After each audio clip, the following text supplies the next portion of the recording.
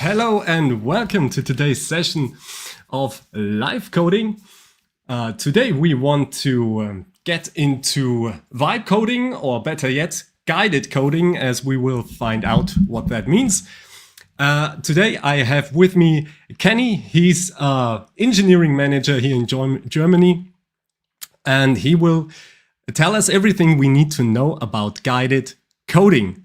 So the structure we have is we get a bit into the theoretics of it, and then have a practical example, and I'll do the programming, and Kenny will tell me what to do and how to do it.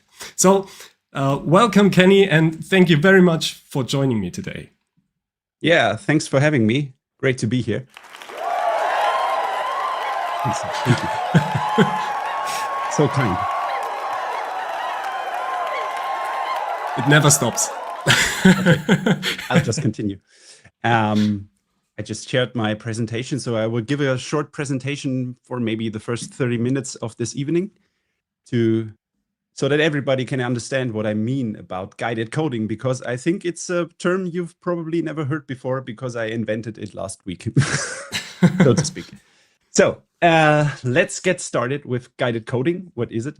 And what's it all about? What's on today's menu? First, I will tell you about guided coding, why I invented it, and why it should be a counterpart to vibe coding, which you all probably heard before.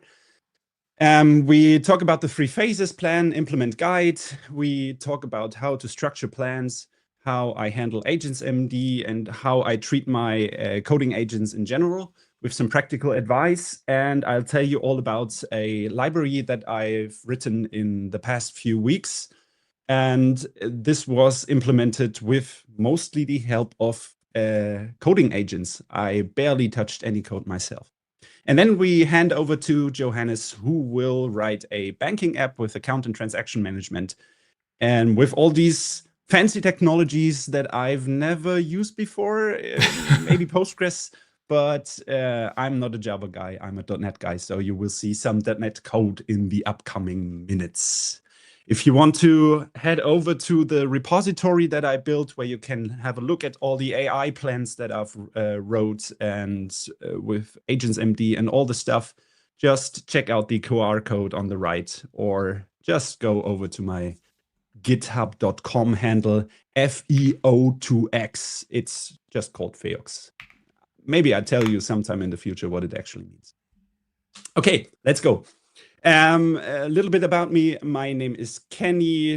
My English surname is actually Plow, so Pflug is plow in English. And yeah, I've been writing C# .NET code since 2009. I do cloud native systems or distributed systems in general since 2014, AI integration and coding agents since 2023. I just want to say I'm not a data science guy. I come from a software developer's perspective, and I want to integrate AI into my software solutions, and I want to develop with coding agents. That's my perspective.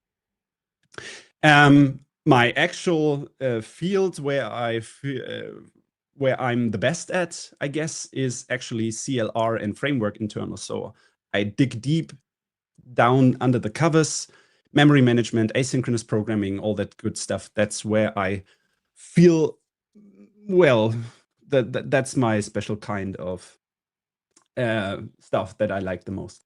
So what's vibe coding? To get this out of the way at the beginning, Andrej Karpathy, who's one of the co-founders of OpenAI, he invented this term in February 2025, so only a year ago. And he basically said, when I'm in the flow, when I'm in the vibe, I just tell the coding agent what to do, and I never go down to the source code level. I only validate what the coding agent did when I look at the app and see how it changes. And everything is done through the coding agent. I always click accept all changes, and the code grows beyond usual comprehension, which captures the core idea behind vibe coding. I always thought that vibe coding was more about working on a more abstract level, but still have the code level in mind. But it's actually not the case. You totally forget about the code level. And this term exploded only, or I think a month later, Merriam-Webster listed this vibe coding term as slang and trending expression. And I think everybody uses it who is aware of coding agents nowadays. So that's crazy. I thought it was much older, that term. No, it's not. It's actually only a year old. And 6.7 million views on X. That's quite some views. Yeah. But I think everybody here knows that this is not the real way to go for enterprise-grade software. You can't let the coding level slip away and only hand it over to your coding agents. That's not where you can build durable and reliable software upon. You basically have no idea anymore what the code is doing and how it's doing what it's doing. You just look at the results and see what's the outcome. I just wanted to make this clear because everybody's talking about vibe coding, and I think this term gets washed out because you talk about it, you use it in everyday speech, and you don't really maybe know its original definition. So I wanted to get this out of the way. So we will look at some plans, and I want to give you some context what the latest OSS project that I've worked on is actually about. It's basically just an implementation of the result pattern, and there are lots of libraries in .NET and all other technologies that already implement this. But my implementation has a little twist. Every result instance is serializable and deserializable, and thus can be mapped to any protocol format, like HTTP, like cloud events. These are the two formats that I've implemented in the first version, which came out yesterday. And there will be more support for gRPC, protobuf, all that stuff. This will be coming in the future. So I can easily serialize and deserialize result instances. I guess everybody knows that the result pattern is about having a result either representing a success value or a list of errors. And each result can have metadata attached to it, and each error also too with this library. And well, the basic idea is you have in some process some kind of business logic which produces a result of T, you serialize it with the library, you hand it over to another process, you deserialize it with the library, and then you can go on and hand it over. And it's just a mechanism to decouple some business logic even more from the actual transport layers that may require some certain DTO shape or some certain metadata. It's just a way of decoupling this even further and make it even easier to maybe add the same logic to a different kind of endpoint, where the same business logic is maybe called from a message broker queue or from a HTTP endpoint. That's the basic idea behind it. It's very cloud native related. And what I wanted to do is, can I implement this with an AI first approach? So that my goal was to let AI agents write most of the code, and I don't have to write anything by myself, ideally, which didn't happen. I can tell you that much. All right. I started on January 5th this year. I released the first version of this library yesterday. What's inside? The core implementation results, errors, metadata, HTTP serialization and deserialization, also with support for RFC 9457 problem details. Cloud event spec 1.0 JSON format, the same thing. Integration in ASP.NET Core, that's the main library with which we write HTTP services in .NET.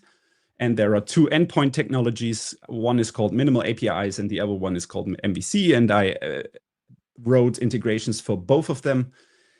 And there's also some customization for both these cases. That's not trivial. let's say that. And the whole library is performance optimized. So I guess this is not your typical entry-level site-level project, but it's rather enterprise grade, if I may say so myself. What's the missing? I also talked about protobuf gRPC. I want to do better integration with DTO validation with result of T. And open API support could be better. These are the things that I will tackle in the upcoming weeks. To get an idea how large this code base is, it's if I just check every line of the checked in files, it's about 62 or 63,000 lines of. And when I just counter the C# code that's actually there, it's roughly 25,000 lines of code, to get you an idea how large this code base is. And I haven't tracked it fully, but my estimate is that more than 90% of this code was written by AI. Indeed, I used Windsurf, Codex app, and Copilot for this because I have subscriptions to all these services, and I always rotate between these different agentic coding tools because I need to get rid of my monthly tokens. Right. Guided coding. How did I tackle writing all this code? I started with 3 phases. And in the beginning, there is the planning phase. What do you do there? You make a new session with your coding agent, and then you iteratively create a plan with him or her or it. I don't know. What's the gender of a coding agent? I think it's an it, right? I think it's it. Yeah, let's call it it. If you come out with a large plan, I would argue split it down. And there, I used to stop giving roles to AIs or LLMs, but I started integrating them again. I use usually an expert architect role when I'm in the planning phase. It tends to give me better results than when I don't give the LLM in the prompt a certain role. And just for a rough estimate, I usually stay in the planning phase for 30 to 90 minutes. So this is where I create a comprehensive plan, I read through it, I refine it. So this is an iterative process. And then when I think I'm cool, I'm going over to the implementation phase. So there was one question in the chat. No, I don't have a Claude Code subscription any longer. I used to have API access to Anthropic, but I'm actually pretty happy with the GitHub Copilot subscription and the Windsurf subscription. I can use Claude within there. And my OpenAI subscription, that's mostly where the Codex app comes into play. Thanks for the question. About the planning phase. Because I had a different understanding when I first heard about this.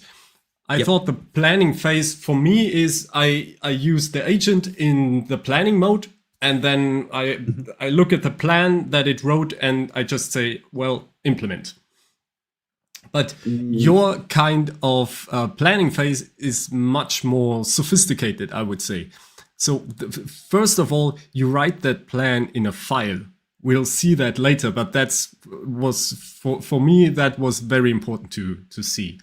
That you have a separate file and then you refactor actually that file in your planning phase. Yeah, right? That's right. Yeah, that's right.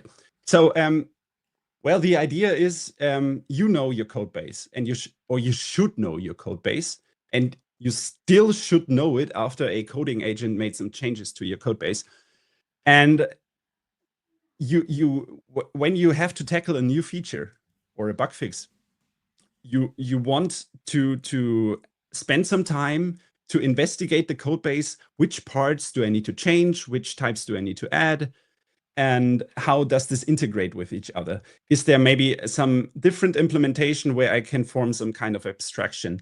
And especially when it comes to abstraction, coding agents and their planning mode doesn't always get or grasp the whole code base to actually find these useful abstractions that I myself as a software engineer would actually find and then implement.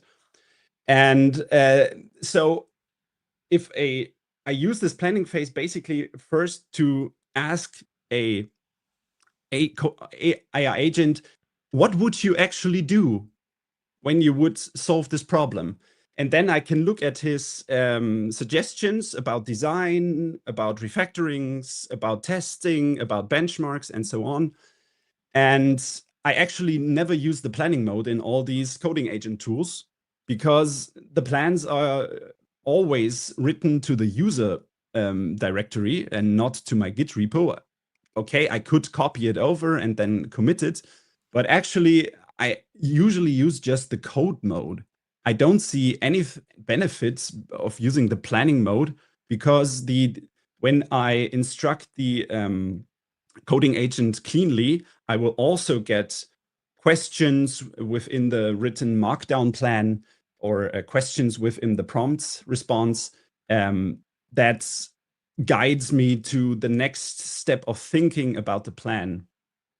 And this planning phase basically comes down to writing good requirements in the end. It's in the end a requirement engineering together with a coding agent.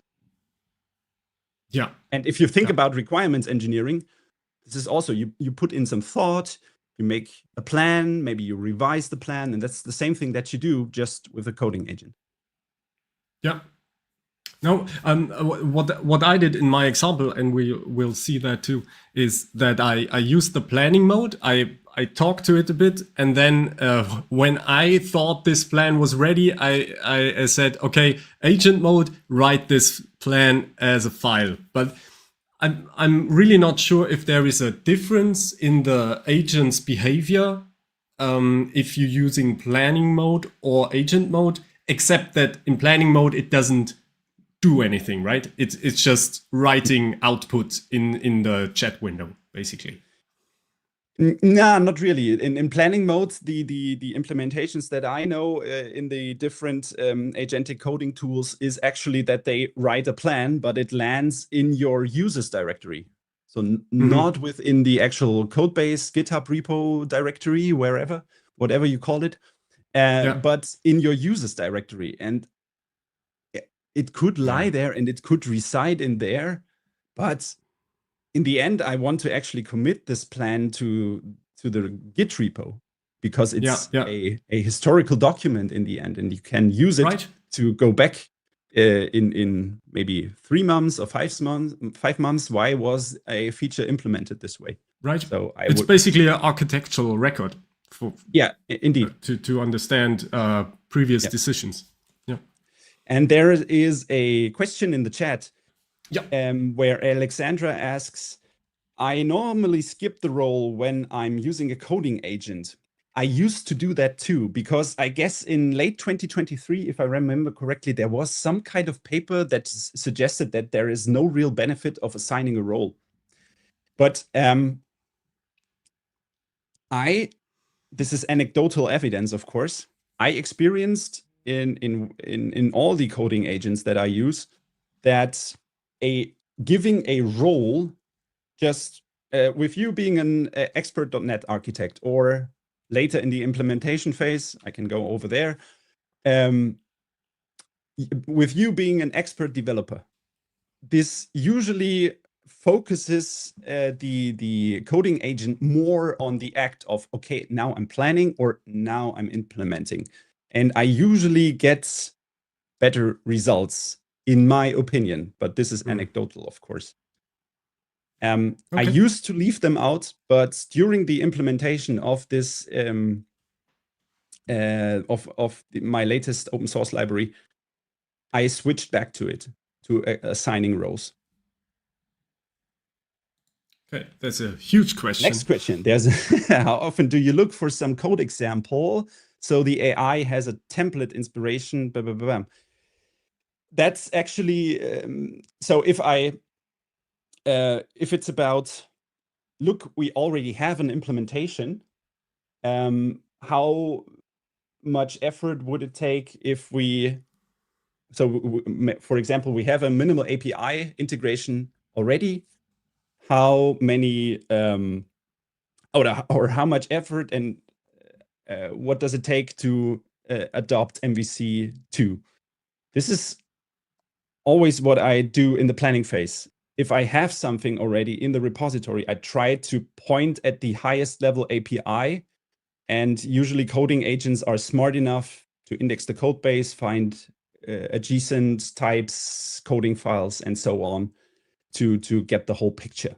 So about this question, there I give the highest level API where required or where possible to actually give them a template or a source where the coding agent can learn from and adapt it in a similar way for the feature that it has to tackle. Yeah. And another question, I think planning mode captures all the details from the user and organizes them in a way that avoids sending information the model already knows to the agent. That makes the process more efficient. That might be. So my understanding was that planning mode just has a different system prompt. When I started using planning mode, I think, when was it? I think it was at the beginning of 2025 or in the middle, where Windsurf introduced the planning mode. And I had really some issues with it, where in the beginning, when I wanted to make a plan with the coding agent, it wrote down the plan. And if the plan wasn't that large, it sometimes started to implement without me actually wanting that. So Okay. that's That didn't happen to me at all with yeah. GitHub Copilot, for example. That never happened. I think it really it can't do that. It has some block to not write any code. Yeah, hopefully. But So maybe they just don't allow using the corresponding tools to update or files or make new files. yeah, I haven't looked into all the planning modes actually. Just from using them, I didn't find any exceptional benefit from the normal coding mode. But we will look at some examples on how I actually prompted the LLM or the coding agents to create a plan in the not too distant future. All right. I hope so. I hope we get yeah. ongoing. Then, of course, we continue with the implementation phase. You'd just simply hand the coding agent a single plan and tell him, can you please implement it? It's really simple. You give him, with you being an expert .NET dev, can you please implement the following plan for me? And I point to the corresponding markdown file in the Git repo. And usually you should set up your repo that there are feedback loops so that the coding agent can call automated tests, automated benchmarks, and so on.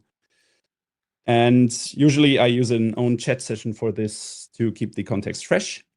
And when the implementation is done, I go over to the guiding phase, where I review all the code that was created. If everything's fine, which most of the time it wasn't, then success, you're done. That's the classical one shot. If I find a small issue where we maybe design some small part of the code base differently, usually I use the same session, or I create a new one depending on the context window and the tokens that have already been spent, and just go back to the implementation phase. So just iterate back, give it a new prompt, fix that, please. That's not the design I wanted. And then you can continue on with the guiding phase after the iteration is done. If it's a large issue where maybe data structures were used that allocate too much, where certain framework mechanisms weren't called in the way like they should be. That's when I sometimes decide to create a completely new plan to fix the issue. This happens mostly when my initial plan was actually too large and I should have split it up in the first place. And I also have examples for this. You will see it in a minute. You could also manually adjust code in the guiding phase if you want to. That wasn't my goal. Sometimes I went into it because refactoring or applying code style, something like that. That's something you could do to manually adjust the code in the guiding phase. Yeah, but this is basically it. Once you say you're done with the guiding phase, then your task should be finished and you can create a pull request and have someone else review it for you additionally. This is where I usually take the most of the time in guided coding, which is usually 1 to 6 hours for a typical feature that I've implemented.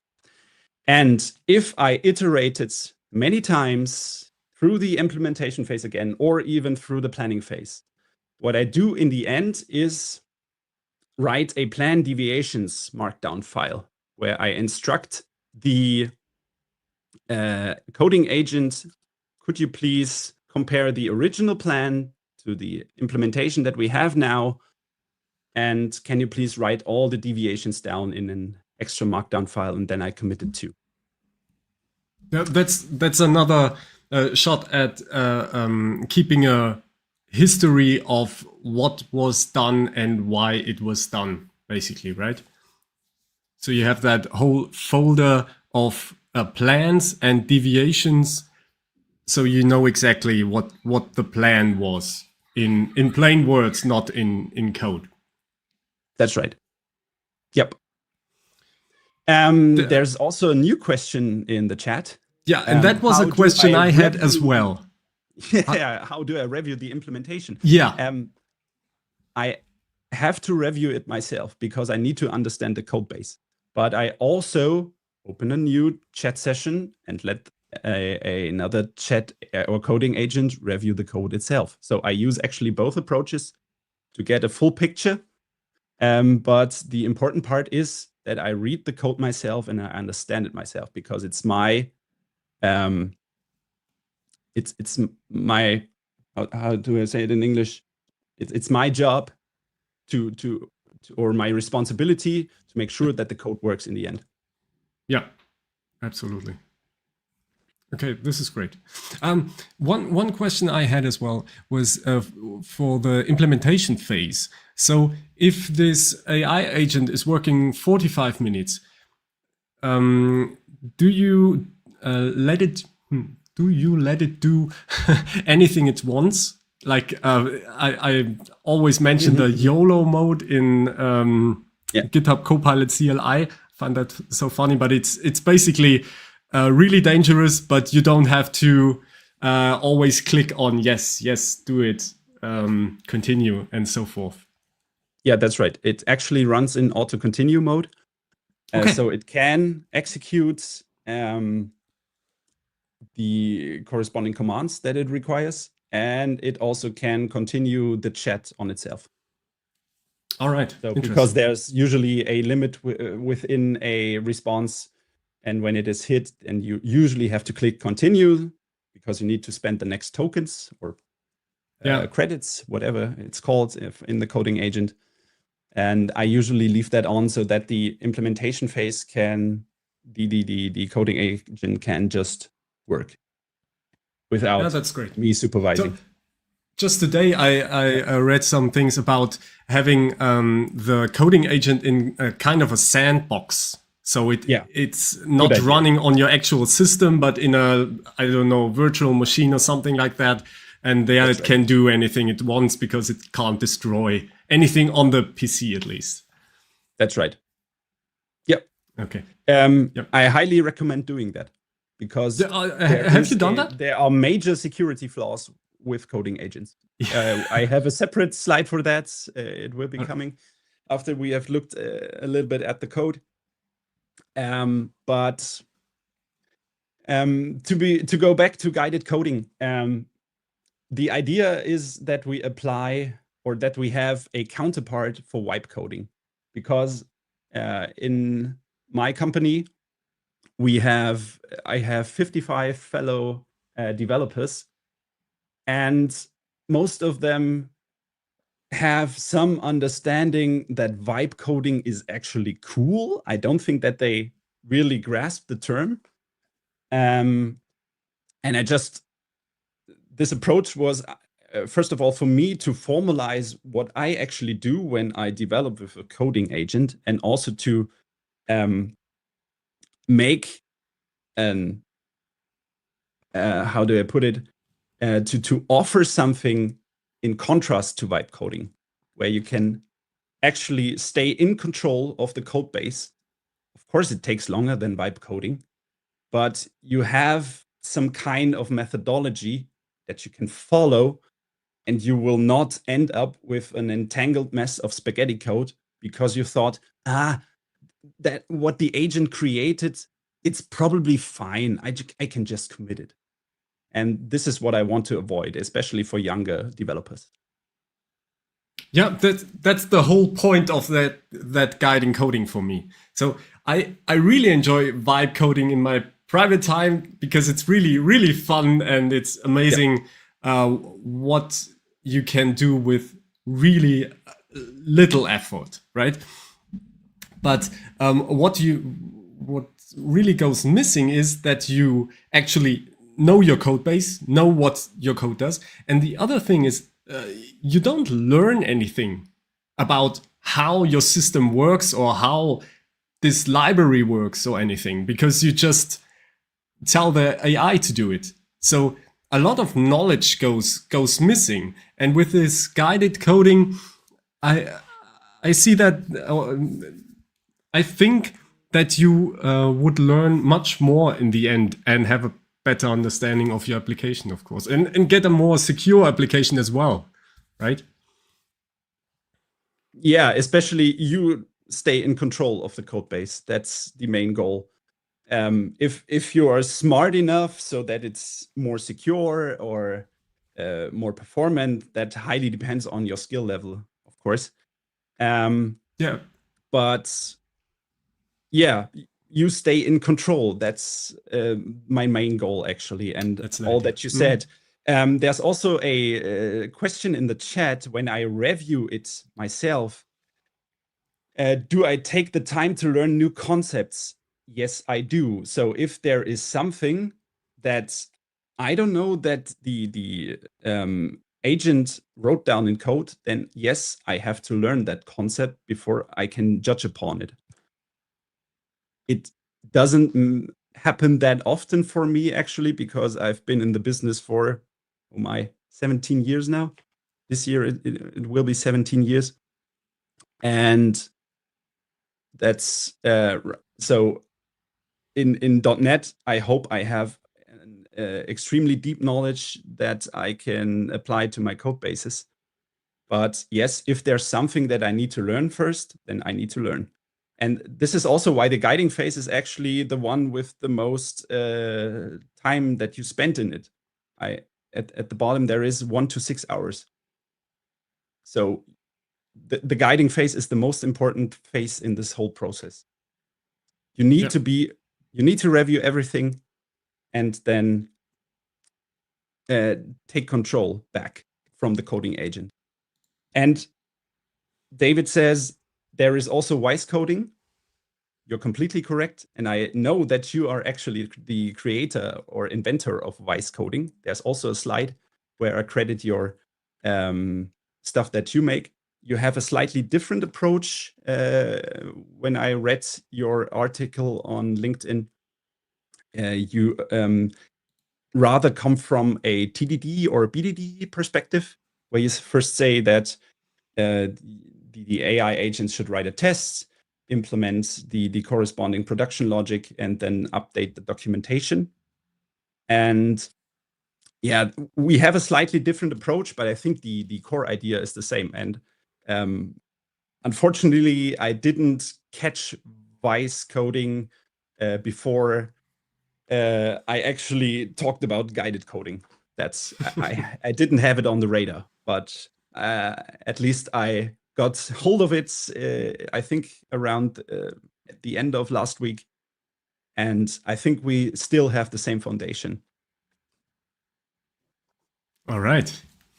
Cool. Yeah, let's continue. What do my plans actually look like? So at the beginning, I didn't have any guidelines for the coding agents, how my plans should look like. But after some experimentation, I came to the conclusion that I actually want to use something that we use at work. At work, we have 3 sections in a Jira ticket. We have a rationale. Why do we actually want to build something? Why do we want to have this feature? Why do we need to fix this bug? And then we have a list of acceptance criteria where we essentially have bullet points that have to be fulfilled so that the corresponding feature can be approved. And then we have a section about technical details where we point to important parts in the code base and where we try to steer the coding agent or the developer in the previous cases where he should look. Where are the extension points? Which types need to be modified? How could we implement a feature with new types? Which types need to be added? So that there is a basic idea about the design, how the feature should look like. That's what comes or goes into the technical details section. Yeah, and there is an AGENTS.md file that is linked here that you can use to follow the same approach if you would like to. I said before, I don't use planning mode. I don't see any benefit in it, and I don't want to copy my MD files from my user file to the Git repo. That's the main thing. And yeah, especially when you use Opus or Sonnet, the plans tend to get very big if you don't put any guardrails, like the AGENTS.md file that I linked over there. And Codex is not that bad as, or what is bad? It doesn't write this extensive plans as Opus, but still, I would always argue give them a fixed structure because the plans tend to be too long with implementation phases and all kind of gimmicky details that I really wouldn't write in a requirement document myself. So after some time, I decided, no, these plans that are written by default are too long, too detailed, and I put in some guardrails. And also, what I would like to say is a plan is no user story. So you shouldn't come from a perspective of this is a requirement from a stakeholder and he wants this kind of domain logic, but keep all the technical details out of the plan. I think a plan for an AI agent should always point to the important APIs that should be tackled to implement a feature. So there need to be technical details. In other words, a product manager which doesn't know how to code is probably not the best person to write these AI plans. You should have technical knowledge when you're in the planning phase. So these 3 sections in the plans that you have in your Jira tickets could be translated exactly to your plan in the agent mode. So yeah, your Jira tickets are not. Your Jira tickets are not very user oriented, but from a technical point of view. That's right. Yeah. Okay. So the basic idea is the user orientation is within the rationale. It's in the first part. Why do you want to have this feature? But acceptance criteria and technical details are on a technical level. Yeah, okay. But then again, the rationale is for users, and that basically is the user story. No, a short version maybe. You could argue in that direction, but it's not really a user story, because there Okay. is usually, when I think about user stories, I have something in mind like, I am this kind of stakeholder and I want the software to do the following in this situation so that I achieve the following domain goal. Yeah. This is a And typical user story for me and from we'll an agile look in your perspective. plan and see what the Yeah, real. yeah, Yeah. yeah, let's go over. Let's just go over. Let's look at some. Uh, one more question from David. Yeah, David asks, do I have no code summary in AGENTS.md? No, I don't. I did have it beforehand, but actually in February, there came out a study, or a study was released that said that AGENTS.md files most of the time don't add any benefit, but cost 20% more tokens. And I had the suspicion beforehand, and I actually usually start out with plain AGENTS.md files, and I only add project-specific information when I learn that a coding agent repeatedly makes the same mistake. That's when I put in some information, like, for example, Opus, when they write unit tests in .NET or automated tests in general, they sometimes use nested classes. So they make a parent class, and within that class are nested classes that have different kinds of use cases. I wasn't a fan of that. And he did it repeatedly. And then I said in an AGENTS.md file within the tests directory, don't do that. Okay, David is unsure about the findings. So I argue, or the general thing is that the more context you use, the more likely it is that the model starts to hallucinate. And I've seen prompts, or the first prompt of a session, using 40,000, 50,000 tokens because of large AGENT.md files or windsurf rules or whatever you use, ClaudeMD, it doesn't matter, plus activated MCP servers with, I don't know, dozens of endpoints. And then you have several of these MCP servers. So the most important part of the context window is at the front because of context rot in the end.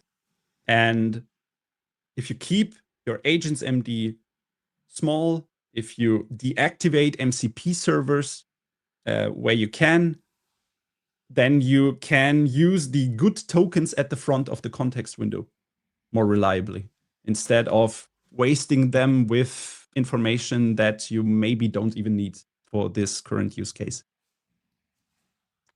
Okay. But of course, you can argue it's just one study. I haven't had any issues with keeping my AGENT.md small from a practical point of view, but that's of course just my experience. It's anecdotal. Cool. Okay, so let's switch over to Windsurf.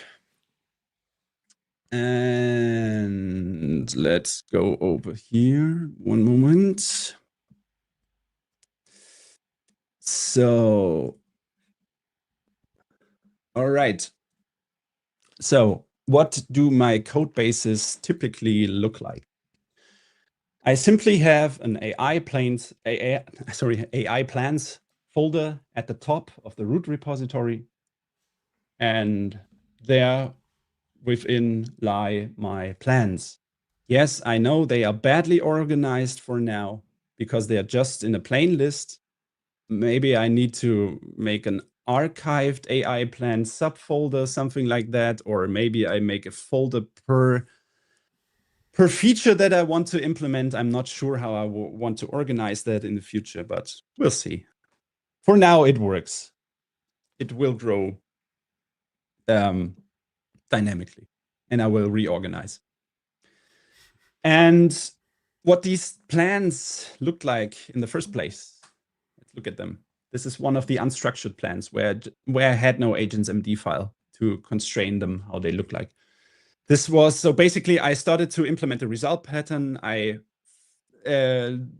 started by writing the result and result of t types myself in a rough shape. And then I wanted to start it with the metadata system. And as I've said, everything needs to be serializable. So this was the most important part for me, because in most cases, the other result pattern implementations, they use something like a dictionary of string object, or in Java, I think it's a hash map of string object, where you can place any kind of object inside of it. So this was my first plan. And you can see it's not really structured. There are goals and constraints, there are value domain, decimal storage, rational core types, and so on and so forth. And it's quite long, as you can see. But yeah, I went with it. It worked out in the first place, was fine. Let's switch over to a plan where I actually use the agents.md file. And you can see over here, it's rather short. I just say, come on, I want rational acceptance criteria, technical details, and then I specify what actually should go into these different sections. Pretty easy. Keep it simple. So, and if we go back to the first plan that actually uses this structure, this is where the rational is. We already have a minimal APIs integration, and we want to support MVC2. And yeah, this is why we want to have it. And that's basically the overall goal. Here's all the acceptance criteria, where we have technical details that need to be fulfilled so that this all works. And here the technical details about, we need a new project for this whole thing. We need the base class, concrete types that are basically mirrored from the minimal API integration, but now adapted for MVC, and so on and so forth. But it's, as you can see, it's shorter than the original plan about metadata over here, if you can look at this. Yeah. But the rationale that we just saw, it's already pretty technical, right? It's not very high. How do you say that's that? Right. It's not really domain oriented. Yeah. The thing is, this is a technical library that I've implemented. Yeah. My customers are other devs, and that's it. We actually started using this guided coding approach at work this week, and the rationale actually looks way different if you have domain-driven requirements, so to speak, that are actually then broken down into technical details. Yeah, all right.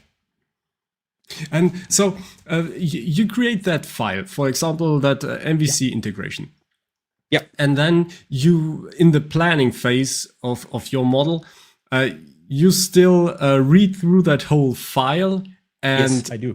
Also adjust the plan with your agent, right? That's right. Let's look at some examples. So this is actually the chat that I used. So this is my initial prompt where I say, with you being an expert, that's giving it the role. I want to discuss the next feature for light results with you. The library implements the result pattern, blah, blah, blah. I give it some context. There already is an implementation that integrates with ASP.NET Core minimal APIs and produces RFC 9457 problem details if needed. And here are some hints to unit tests where it can start exploring the existing implementation. And here we come to the next feature where I want the integration for MVC and where I start to ask some questions that I had in mind myself. So I'm not going unprepared into a plan, so to speak.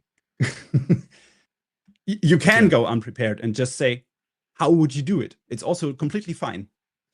But sometimes I have my own thoughts. Sometimes I don't, actually.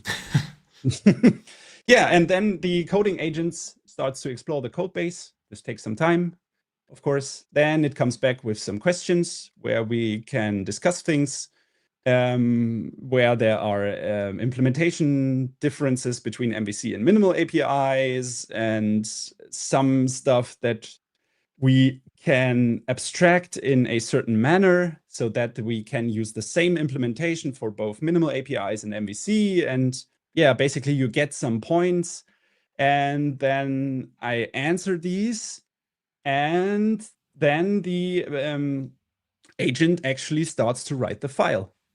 And then I read the file. I have my thoughts on it.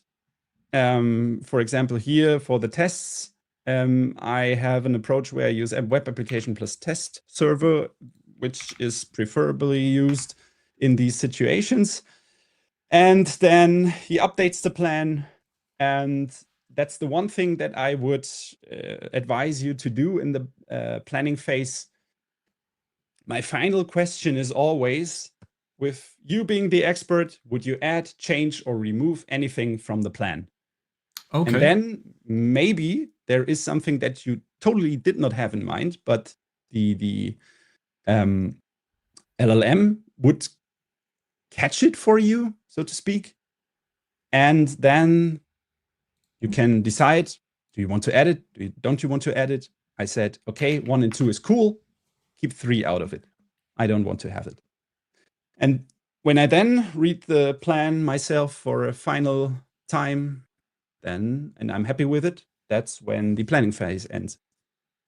So, and all right. This, I think, writing this plan took about, I think, a little bit more than 30 minutes, I guess. Yeah. So let's go over to a different example. David wanted to see the AGENTS.md. My top level AGENTS.md, I guess. Okay, so let's make some space and let's go into preview. It's really short. It's a general, what does this project do? Why is it here? Then there is some rules that were violated in the past. So I added them here. And then I only have references to production code rules, testing rules, plan rules, so that the agent can decide itself if it wants to insert it into its context or not. And what I also have is, here is your space. I learned that from some YouTuber a few weeks ago, and I find it a great idea. If the model finds something very funny about your code base, then it could document it just in your AGENTS.md file in this section over here. And when you then check the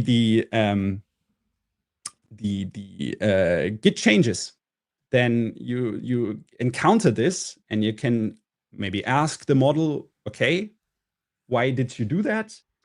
Or you can derive new rules that you actually put into AGENTS.md, or maybe it hints to a design flaw within the whole code base. I only had this one time, actually. It was regarding testing. And yeah, but the idea basically is, here is your space. You can write in here if you encounter something funny. Yeah. Yeah, cool. But David said he actually meant David wants AI to plans. my AI plans. Sorry. Yeah, over here. Let's go over there. And yeah, if you want to have a closer look at it, just head over to the GitHub repo. It's also over there.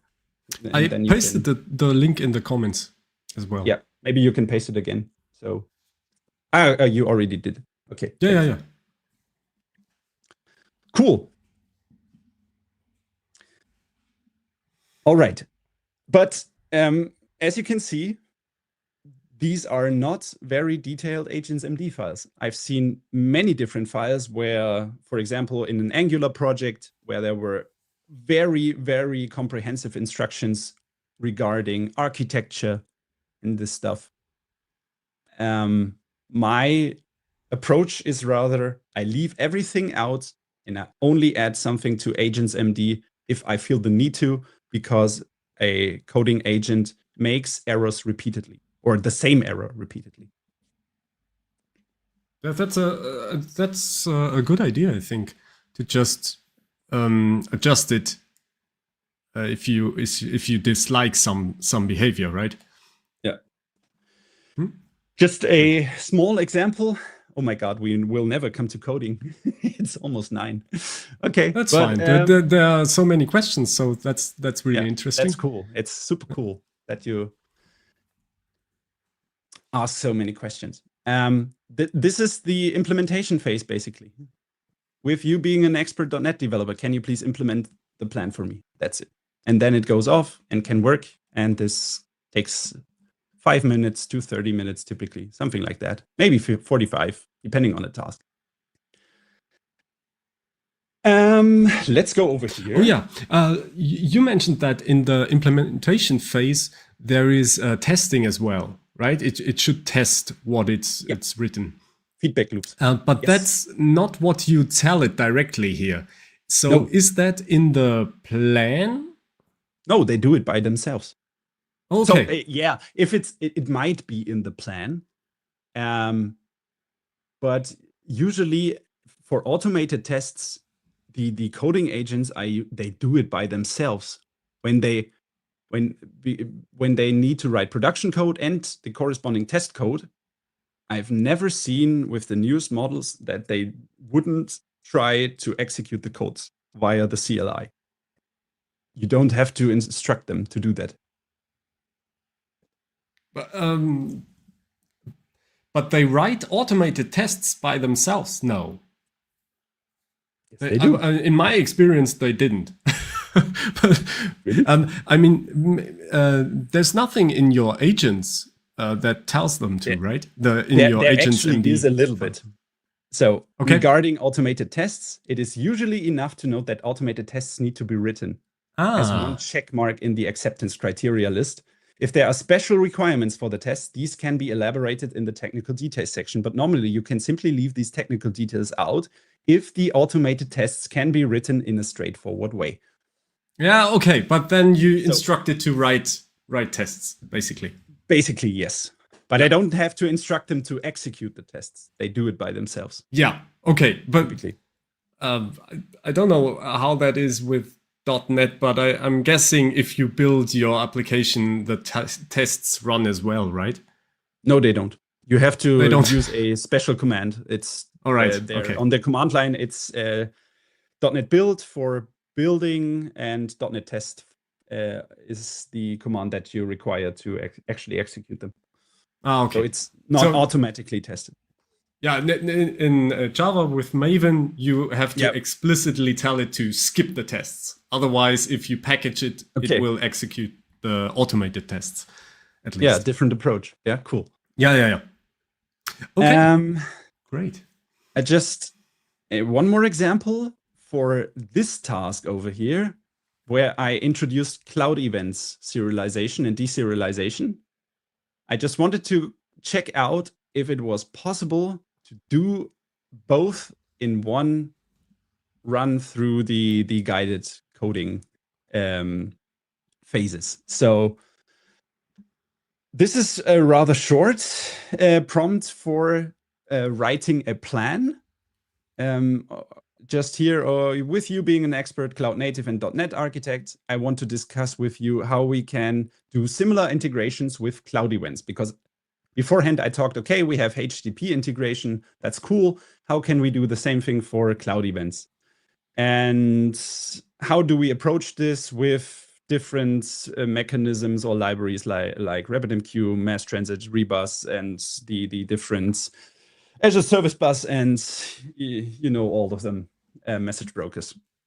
So then we talked about Cloud Events integration, how this could look like, what we need to address, how a Cloud Event envelope actually looks like, and what we need to do to fulfill all my requirements that I wrote down. Yeah, and then we discussed all of this. And as you can see, I don't want to go into the details. I just want to tell you that this is why this can take 90 minutes or maybe even more, because there is a lot to discuss when it comes to a non-trivial task. And let me quickly, so I want to scroll down so you can have something that's, yeah, okay. Yeah, so this is probably the first time that's, yeah, I think this is where it started to write the plan. And so there's a lot of discussion beforehand between me and the coding agent before it actually starts to write the plan. And then the discussion goes on, as you can see here. And the plan, let me just quickly show you, it's massive.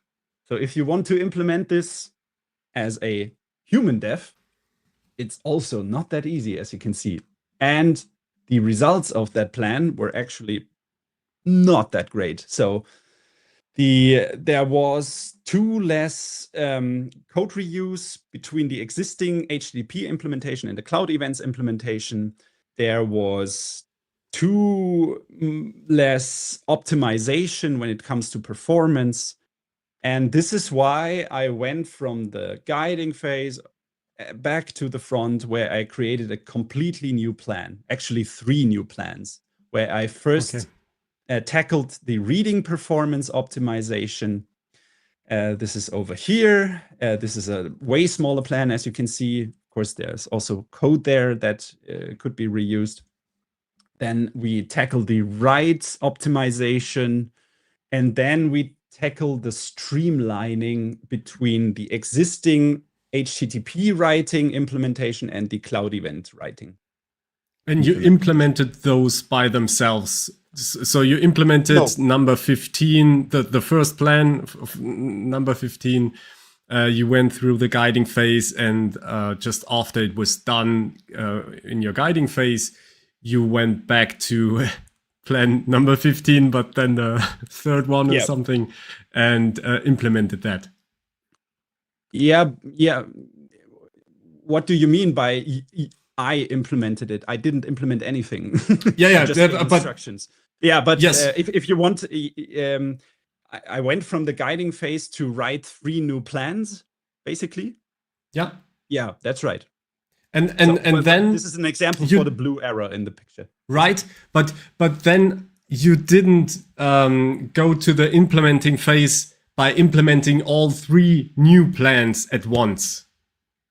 No, I didn't. Yeah, no. That because was my question. You could do that if these plans are somewhat independent from each other. So maybe I could have implemented the reading and the writing stuff in parallel, because they usually don't have that much APIs where they need to, where there could be conflicts. But I didn't do that, actually. I just focused on one plan, and I actually did one plan after another.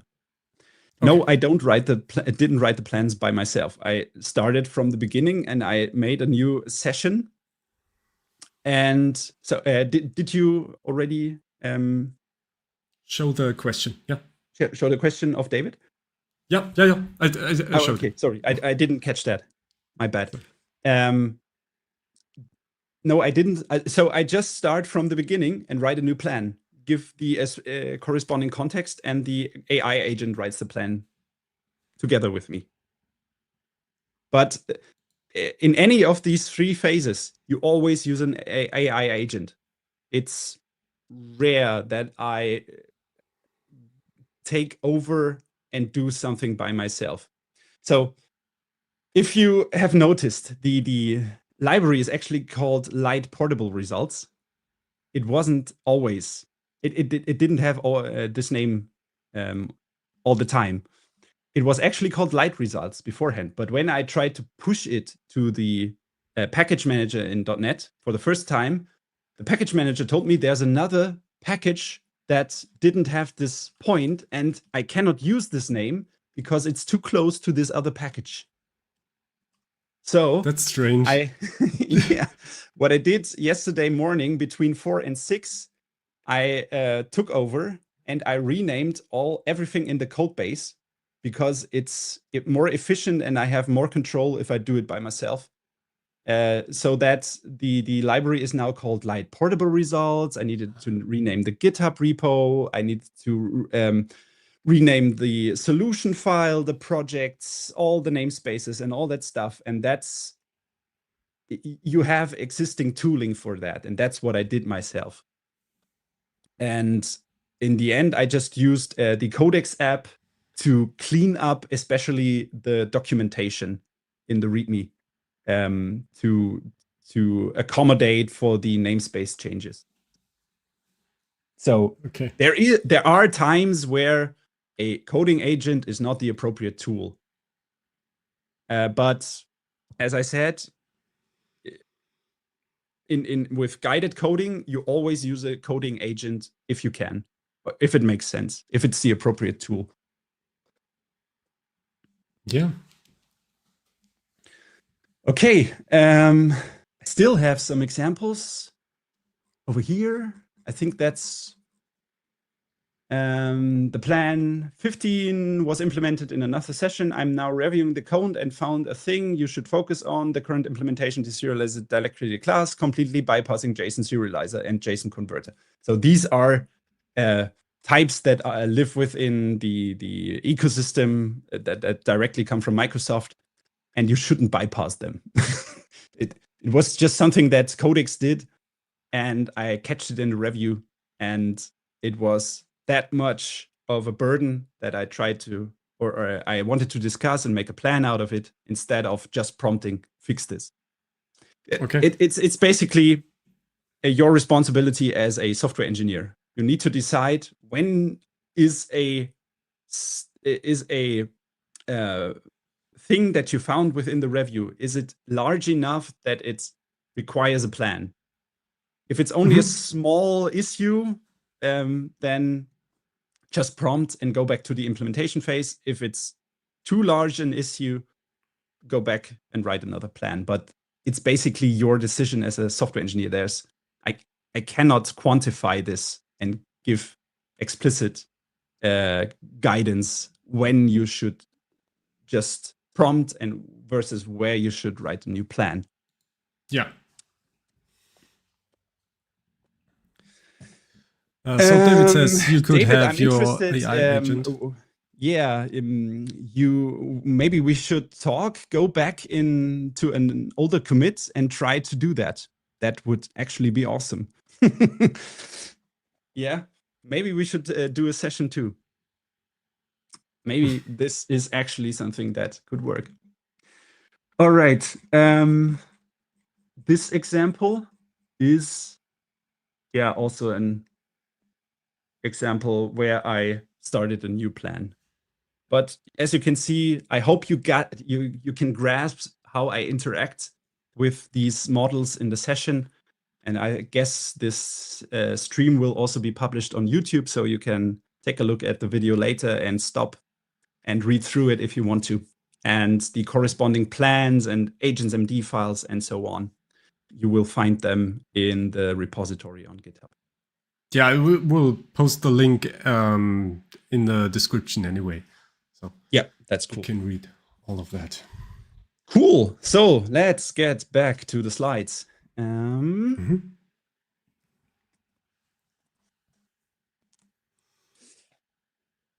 AGENTS.md, we already talked about it. This February, a study was published where the finding was that AGENTS.md files didn't really bring something to the table. but they introduce 20% more costs for the same tasks. As David says, this is disputable. That might be, but my experience has been that AGENTS.md files with comprehensive instructions didn't get me better results. I had them too. If you look at my tests, there are also large instructions. I will throw them out or make them smaller. But in my current approach regarding rules files is actually keep them as small as possible. You shouldn't delete them, as some YouTubers have posted or guys on LinkedIn have posted. Just delete your AGENTS.md file and you will be better off. That's not what you should do, but just consider what you should put in these AGENTS.md files. And I think the empirical approach, where when you realize that a coding agent makes mistakes, then try to fix these mistakes in your rules files so that it won't happen in the future. I think that's a good approach. And just let the agent and the LLM cook. They are pretty great so far. If you go back 1.5 years, what was that? GPT-4 1? GPT-4 Turbo, maybe? That was another time, I guess. Yeah. And it's really mind-boggling how fast things are moving in this space. And I argue that context rot is more important than having a bunch of rules in AGENTS.md files. That's, of course, also anecdotal and my experience.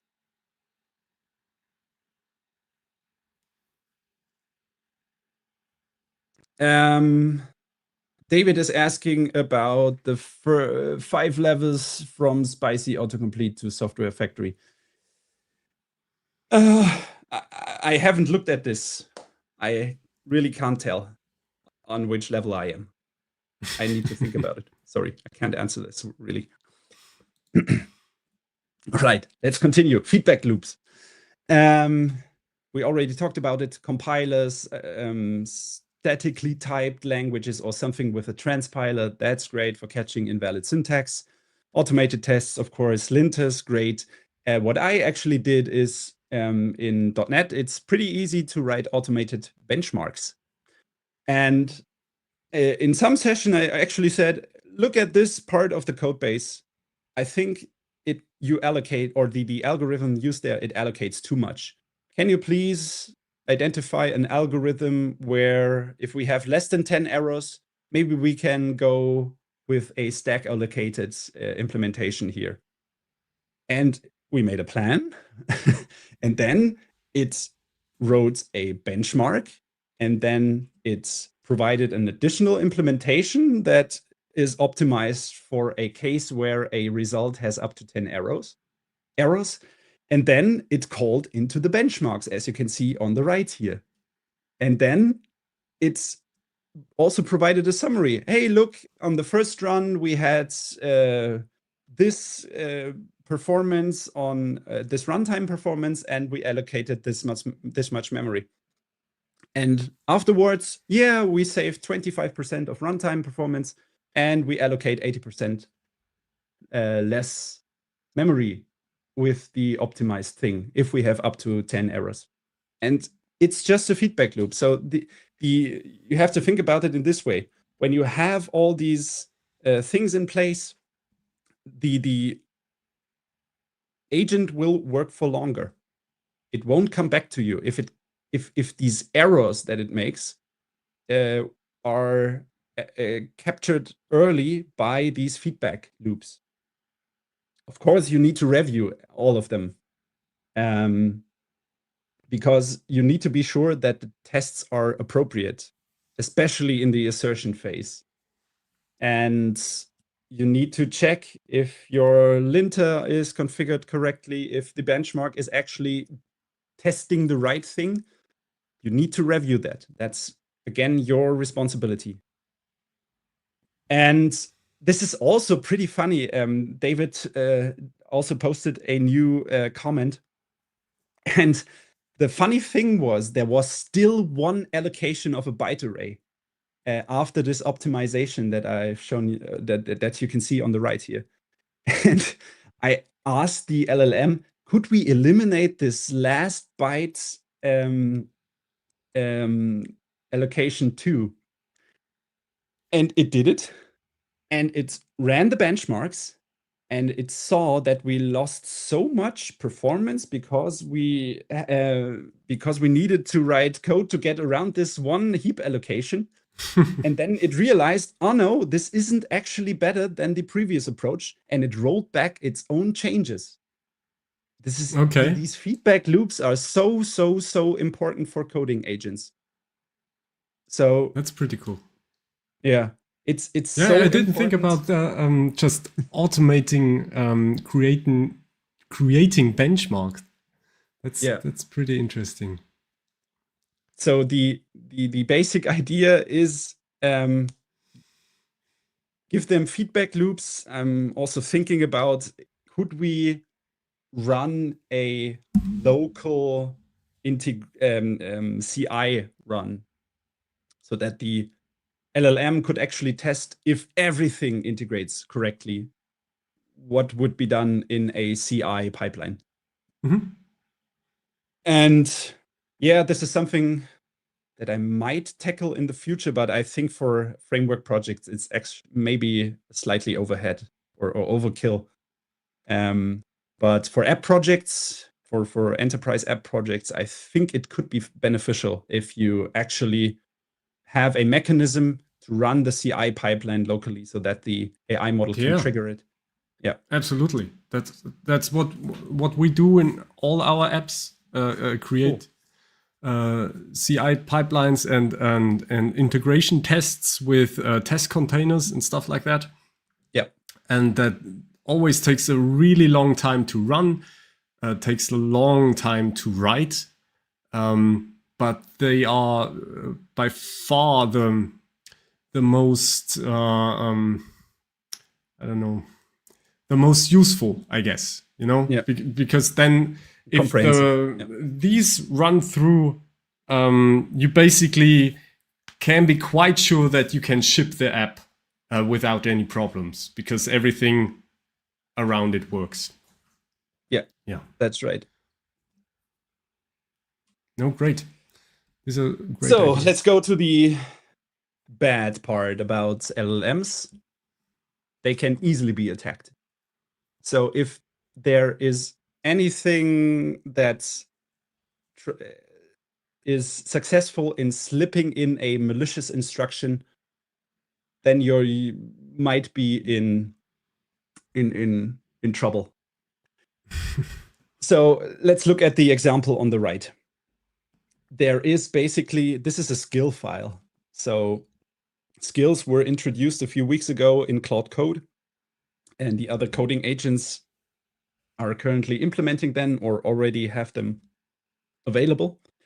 And skills are basically markdown files with front matter at the top, where there's a description what the skill can do and when it should be used. And an AI agent can then query the skills and select based on the feature that it should implement, the skills that it finds useful.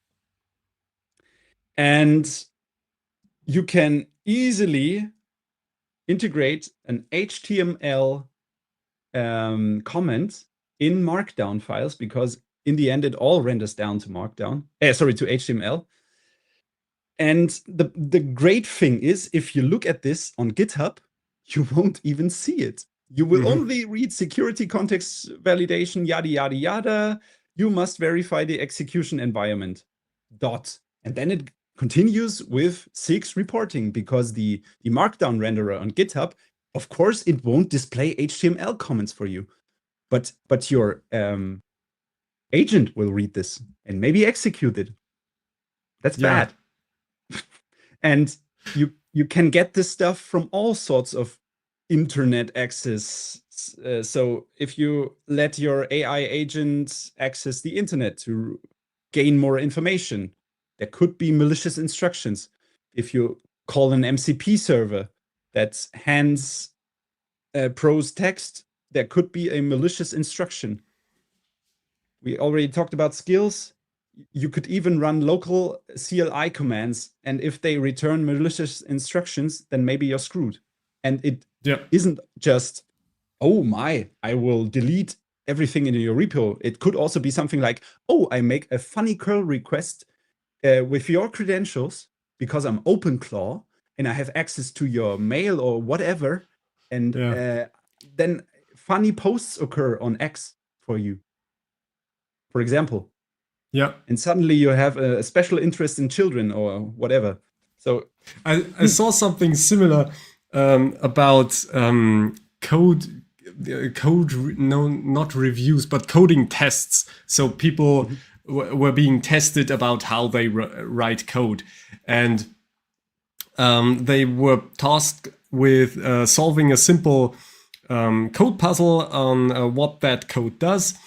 And if you would have copied that code into the LLM, you would get a different result than if you just read it like a human, because there was some HTML tag as well hidden there. And I think it was just a really small font or something like that.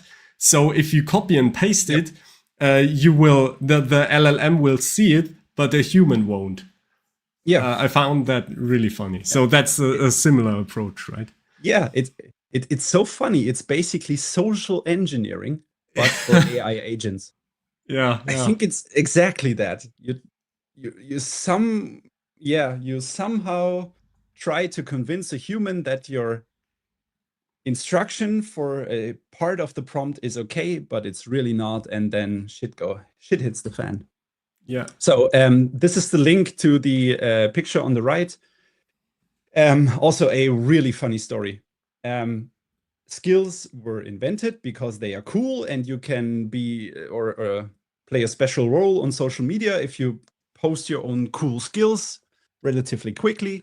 And there was an npm command where the package actually didn't exist. But the skill stuff was so hyped that the wrong command was actually copied and copied and copied. And some guy then actually saw that all these calls were going towards npm, where there's no package for it. And then he could trace that this comes from this set of skills. And then he just thought, cool, I now implement this npm package and put in malicious code. Isn't that funny? Oh, man. So this is handing a hacker something on the silver platter. Yeah. You can't imagine that. That's crazy. Yeah. It's really funny. Just 3 days ago, and I think that's really courageous, and I applaud it. A really high up AI engineer at Meta had OpenClaw running, and it started deleting the mails in its inbox. And she had to run over to her Mac Mini and switch it off because it couldn't be stopped by prompting. Okay. I think she used WhatsApp.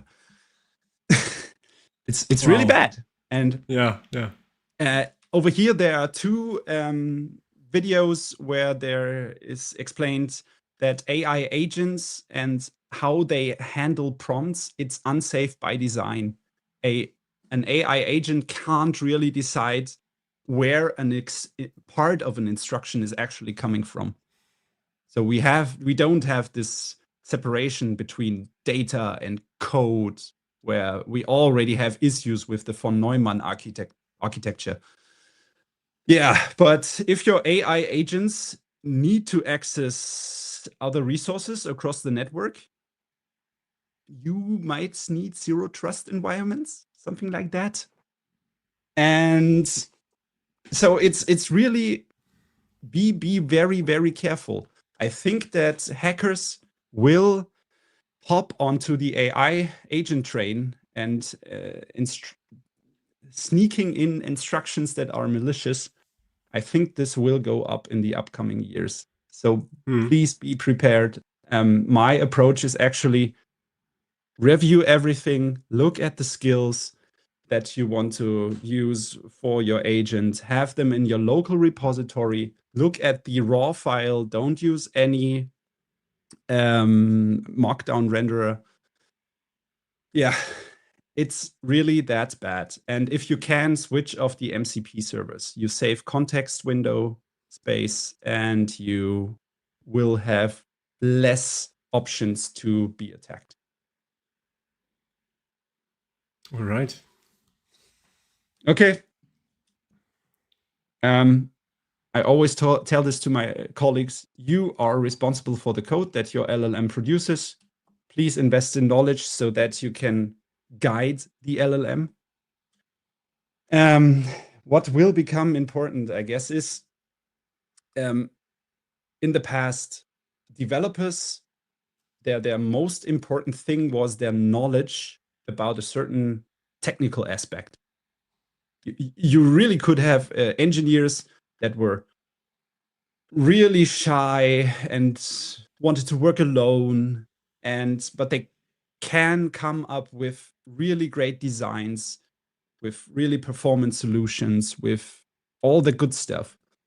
But I think this trait will matter less and less because the LLM can take it over pretty quickly. So generating code is pretty cheap right now. Software engineering isn't, but it could also be more and more taken over by coding agents. Or yeah, the next thing that comes is actually agent swarms. That's it's pretty expensive right now to run agent swarms, but maybe they can tackle this. I don't know. We'll see in a few months, I guess. But right now, if you work with a single coding agent, as I do, I'm a humble man.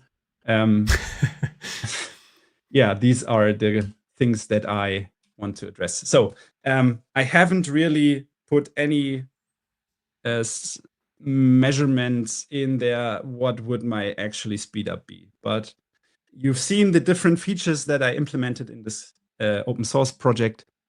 And depending on the feature, I guess I was sped up by coding agents from a factor of 1.25 to about 4x. I guess that's possible. And you will land somewhere in between. And the important part, in my opinion, is that you need to find the sweet spot for your plan size. Because if your plan is too small, you could have done it yourself. You need to invest time in creating the plan, implementation. Maybe it's a one shot even because it's so simple. You could have written that yourself.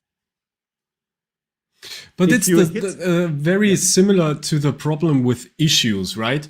If you have like an epic issue and you have a huge feature, sometimes it's good to break it down into smaller tasks, into smaller issues, and you just have to find out what's the right size for that in that project. It could be different in every project where you are, but in this project, maybe you cut those issues smaller because I don't know, for some reason, or in other projects you might cut them larger. And I think that's very similar here for the LLM on how big you cut your plans in this case. Yeah, and you can't know in advance. It's also something empirical, unfortunately. Look at the events, the cloud events feature, where I tried for the coding agent to implement the writing and the reading in one go. Yeah. And then I needed to create 3 more plans.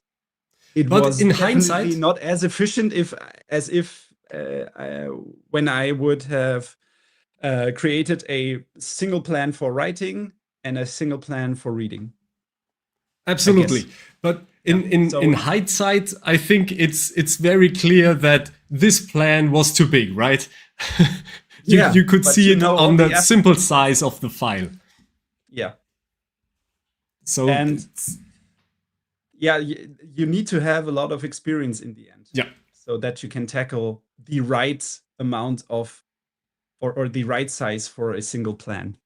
yeah, And absolutely. it also depends on the model. So if we maybe talk about it in 6 months, when the next models came out, maybe they can tackle these large plans. But that's actually also a good benchmark. I can go back to the corresponding commit, and when Sonnet 5 or Opus 5 comes out, then I try to implement it with this model. Maybe it can tackle it. Maybe and everything But is to my liking. Maybe it doesn't. I'm not sure if that is the case, because the one factor is you as a human. You have to review the code, and you don't want to have huge pull requests, right? You want to have them sized so you can understand this one feature. That's why we do smaller issues and not one huge issue that rewrites the whole code base. So you need to cut your plans smaller, not because the LLM can't handle it. Maybe that's the case right now. But as time goes on, maybe you're right, and LLMs can tackle this much better. But still, you are the limiting factor in this, and you have to understand the code that comes out. And that's something that will not change, I think. That's right. Yeah. So it always also depends on you as the guy who's guiding the LLM. Yep, that's right. All right. And one thing I wanted to say about this communication, because that's what I feel a lot of people get wrong about development in general.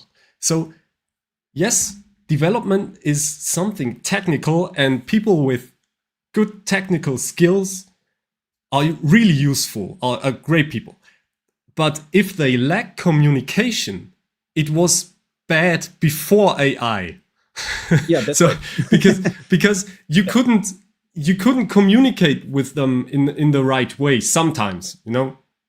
So they couldn't tell you or wouldn't tell you exactly what they do and why they do it, and you couldn't communicate to them what the issue is or what the task at hand is. So I think it's really just tipping the scale more towards communication. That's right. But it was always a really important skill. That's right. That's what I wanted to add. Yeah, I totally agree. And David also made a cool comment that large plans can actually be broken down by LLMs too. And yeah, I totally agree. We had this issue in one of our code bases at work where where there was a large gap between the versions that were actually used in the projects and the versions that we wanted to use. And there were several libraries that needed an update on a major version. So there were lots of breaking changes. And we also used a guided coding approach where we wrote a plan together with the LLM, what needs to be done to address this and this and this and this. And we all had everything in one plan. And then we started to, okay, let's break it down. And in the end, we had 17 different plans for the different packages. It's a complicated project, I have to say. Yeah, but actually we took about, I guess, 2 hours to write these 17 plans. And then I just let it. So I think in 2 afternoons, we had an app running on .NET 10, which was beforehand on .NET 8. And we upgraded several packages, including MAR apps, over 2 versions. That's impressive. So we still have to do a little bit of cleanup because stuff renders differently. And yeah, that's a fat client that's several years old, and we actually want to get rid of it, but you need to support them. Yeah, but it actually went pretty well, these tasks that we didn't tackle beforehand, because there's always something more important that actually brings value to the business, instead of improving old code bases that still work. But now you can tackle it in 2 afternoons. Yeah. So credit where credit is due. Vise coding is a very similar approach in the core foundation, I guess. And it was coined by David here in the comments. Give this man an applause. And he actually talked about this in March 2025, long before me. And similar claim from his LinkedIn article: vibe coding is neither maintainable nor sustainable, as technical debt accumulates rapidly with each iteration.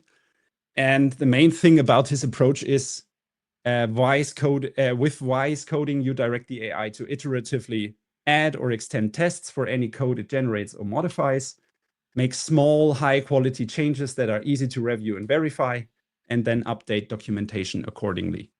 So the actual how things are achieved is very different, because I favor probably larger plans that are not small, high-quality changes, but rather a little bit larger.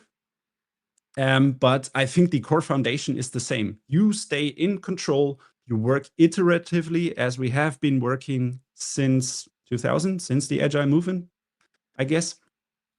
And I think the core foundation is still the same. So this is a LinkedIn article. It's linked over there in the slides. Please have a look at it. And it's also a very good source on how to structure your daily work and stay in control of the code that your AI agent writes for you. Cool. Now let's go over. We're just an hour late, I guess. Let's go over to. But I think that was really interesting. So there's really no time lost here. Thanks. And also thank you to the awesome audience for all the questions. I really appreciate it. Yeah, absolutely. Okay, so I'll try to show you something.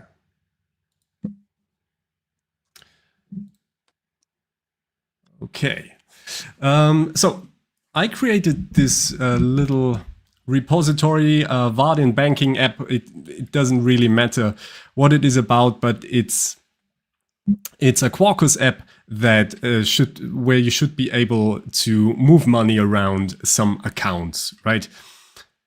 Yeah, and you can access it here. But what I used, of course, was at least my understanding of guided coding.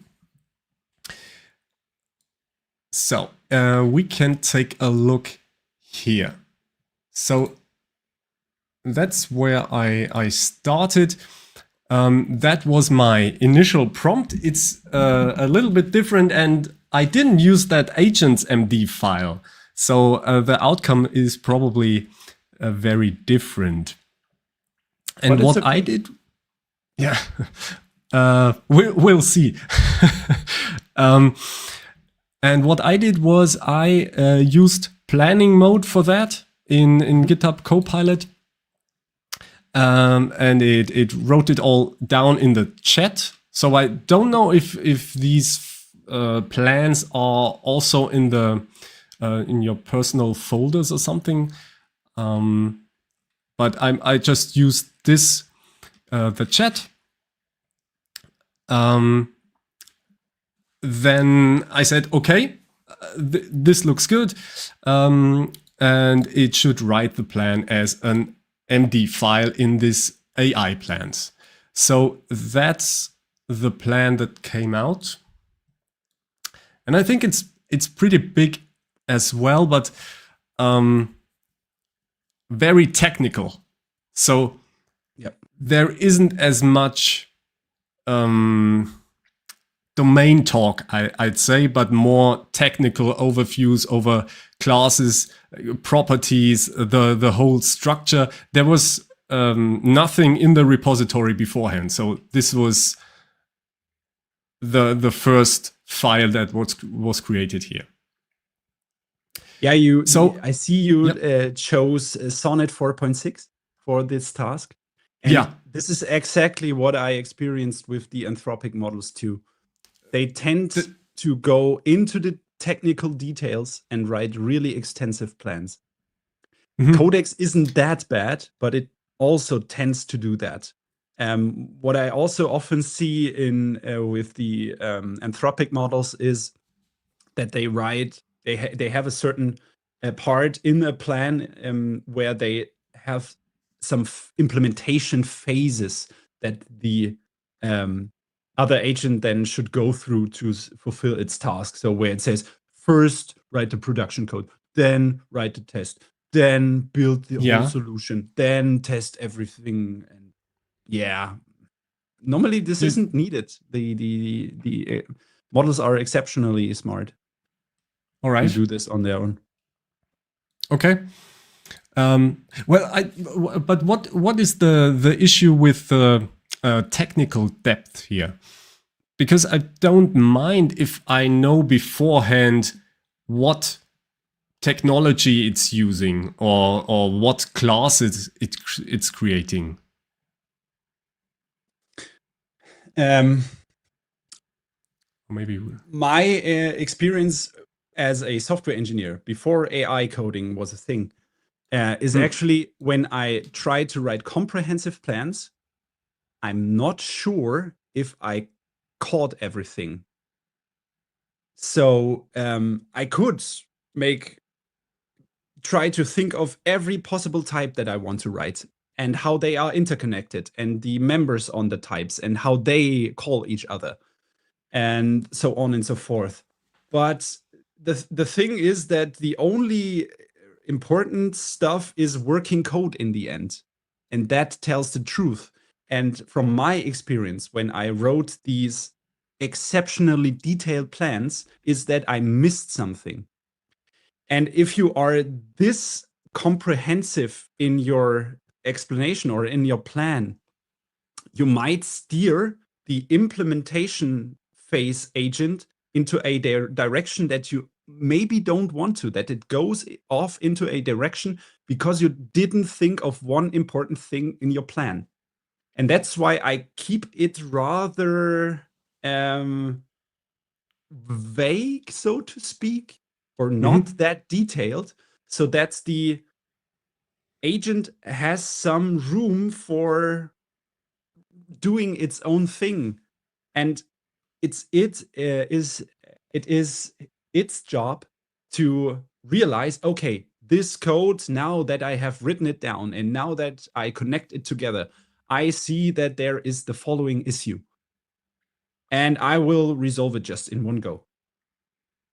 And I think if you have too detailed a plan, then you have just issues or you might face issues that you steer a model in a direction that isn't actually the one that you should have taken. Okay, that's a valid approach, I think. Yeah, okay, but it turned out pretty technical for me. So I had this plan and then write the plan. Oh yeah, I think it wrote the plan in the chat again because I was still in planning mode. Yeah, enabled. I can write this. That's why I thought in planning mode, I don't think it can write anything. It can do anything other than chatting. Maybe that's a special thing for GitHub Copilot, because that could be. Yeah, in Windsurf and in Codex doesn't really have that planning mode. If you write the word plan in your prompt, then there is actually a button coming up that you can activate to have a special planning mode, but it doesn't really change that many things in my experience. Okay, so that was the writing of the plan, and then I actually reviewed it a bit not as thorough as you, but I found some things that I didn't like the package name. Yep. This will, yeah. There were some entity problems for me that I didn't like. Oh, I'm sorry. Yeah, that was it. So the entities weren't perfectly as I wanted them. Use Flyway. I love Flyway in my projects, so I wanted it to use it. I simply forgot to mention it beforehand. So I changed a couple of things and it adjusted the plan according to that. Another one of adjustments. Right. And then I said, okay, now implement this. I wanted to have it with as little input as possible so I can go away and return to a fully implemented application. That's why I also said that it should test the application and make sure that everything is working. Yeah, and then it basically did its thing. Tried some things as well, so there were some errors and it fixed it automatically.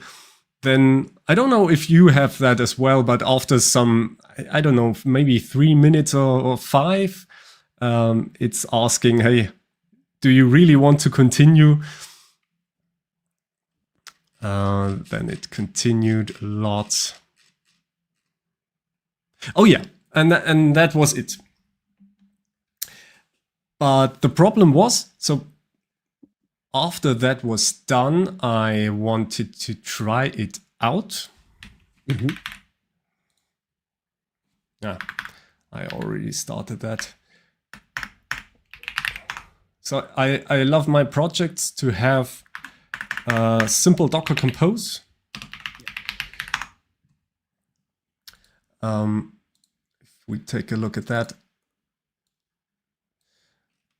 So there's only a database here with Postgre and the actual app, which has a Docker file for the Quarkus app. It's building that Docker file and then starting up the application, basically. So that's a really simple Docker Compose file. But still, if you, for example, want to try that application, you can check out my repository and just execute Docker Compose up and it will do anything. You don't need to install anything else than Docker. So that's what I really like about it. But I had that problem that the app exited with code 1. So there was no information about why it didn't start. And I took some time to figure out why. But now I would like to hear your approach, what to do next. So I did the planning phase, I did the implementation phase, and now I'm guessing I'm in the guiding phase and it doesn't work. So you don't have any logs at all, because what we have to decide now is, first of all, did you review the code? Yeah, I did review the code. You didn't find anything funny? I found some things that I wanted to change, but I didn't find any obvious mistakes. Okay. And you don't have any log output or anything else that shows that what could go wrong? Yeah, unfortunately, I don't have in this area. But what I then did was I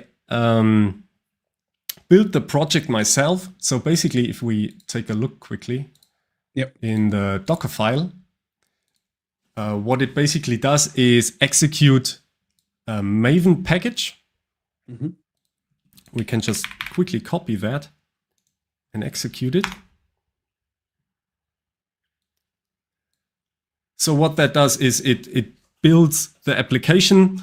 Oh yeah, and here you can see the skip tests marker. And when it's done, we can start the jar file. Yes. And then we'll actually, I think we see some errors. Yeah, that's cool. So that's the first thing. You review the code, and code review for me is not only static reading the code itself, but also executing it. Yeah. All right. I don't. If your tests will probably run perfectly fine. I don't think it wrote any tests. Yeah, that there are no tests anywhere.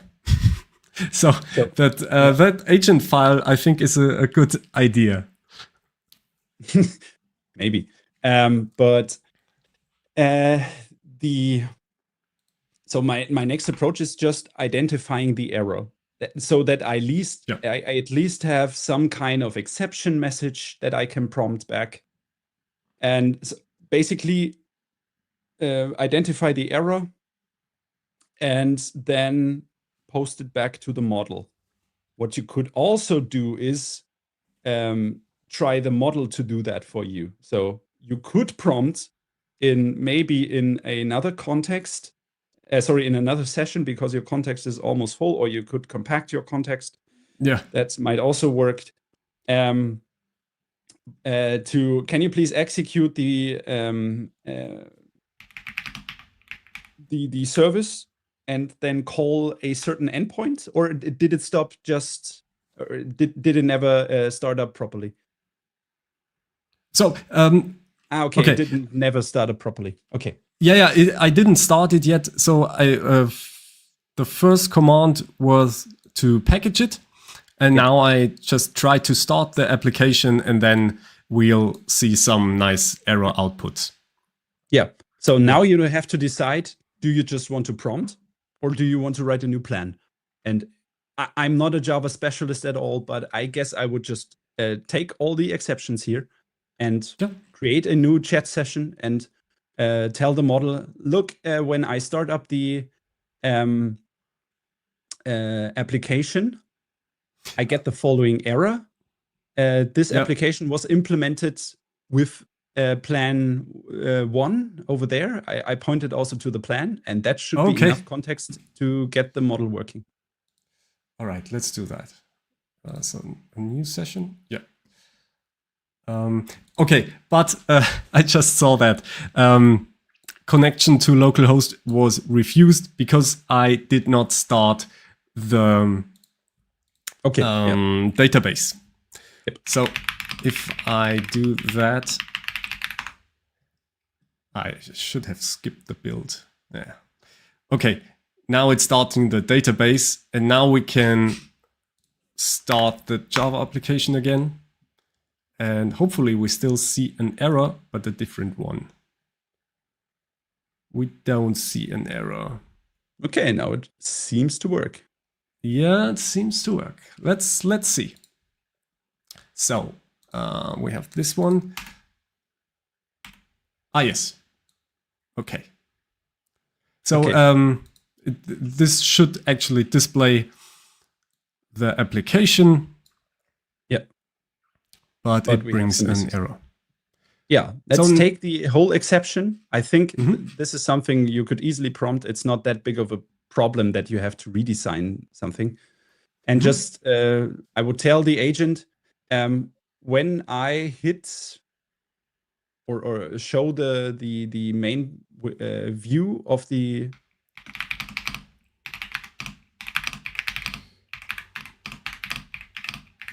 my app, I get the following error message.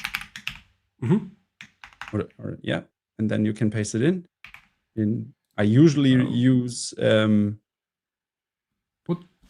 do you use? The 3 backticks for Markdown to demarcate that. So I actually often use these really well-structured Markdown files to talk to an agent.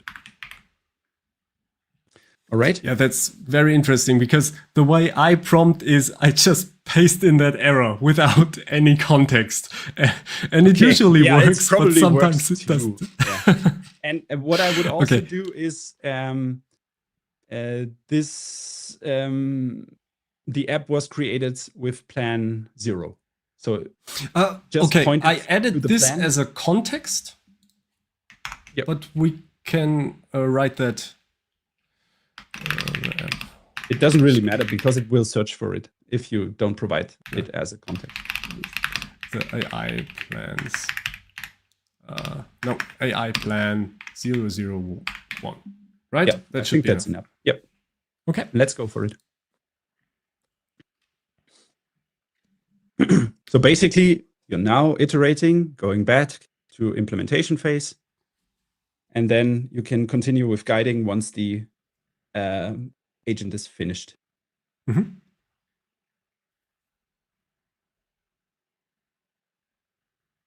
And this will probably also take some time. Yeah. So we always need funny jokes, actually, as software developers. So a string, an int, and a char go into a pub, and they sit down and start drinking. And they are really, really, really offensive towards the waitress, especially the int and the char. And after 10 beers and a few more shots, they finally start to leave. The waitress was really angry with them. But the string, when they leave the pub, he goes over to her and says, "I'm sorry for the other guys, but they're really primitive. Sorry." Software engineering. Very nice. Jokes are really bad. Such a long, winding joke. Yeah. Nice. Okay. So, all right. It did something. It did something, and yeah, it did exactly what I was doing beforehand. So it added a build plugin for Vardin, which was missing. Cool. All right. So what we can do, we'll go ahead and build the complete app again. Oh no, wait a second. Yeah, okay. So now I think it should work, at least. And what I found, what I didn't like that much, were these repositories. I always dislike these SQL strings. I'm not a fan of those. And there's a criteria builder in Java where you can basically build a type-safe query for SQL. Yep. And I very much like this, despite it being very, I don't know how to say this, very special. It's almost like another language again, but it's closer to Java language than it is to SQL. But at the same time, you have to understand SQL as well. So, of course, yeah, it's a bit weird, but I like it because it's type safe. That's the main advantage for me. So that would be my next step. If I think maybe we can do that.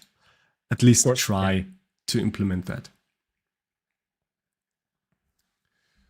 All right, but do we want to test if the app is now running properly? Yes, but we cannot yet. So it's still building. It's still building. Oh my. Yeah. Because of the Docker image. Right. Yeah.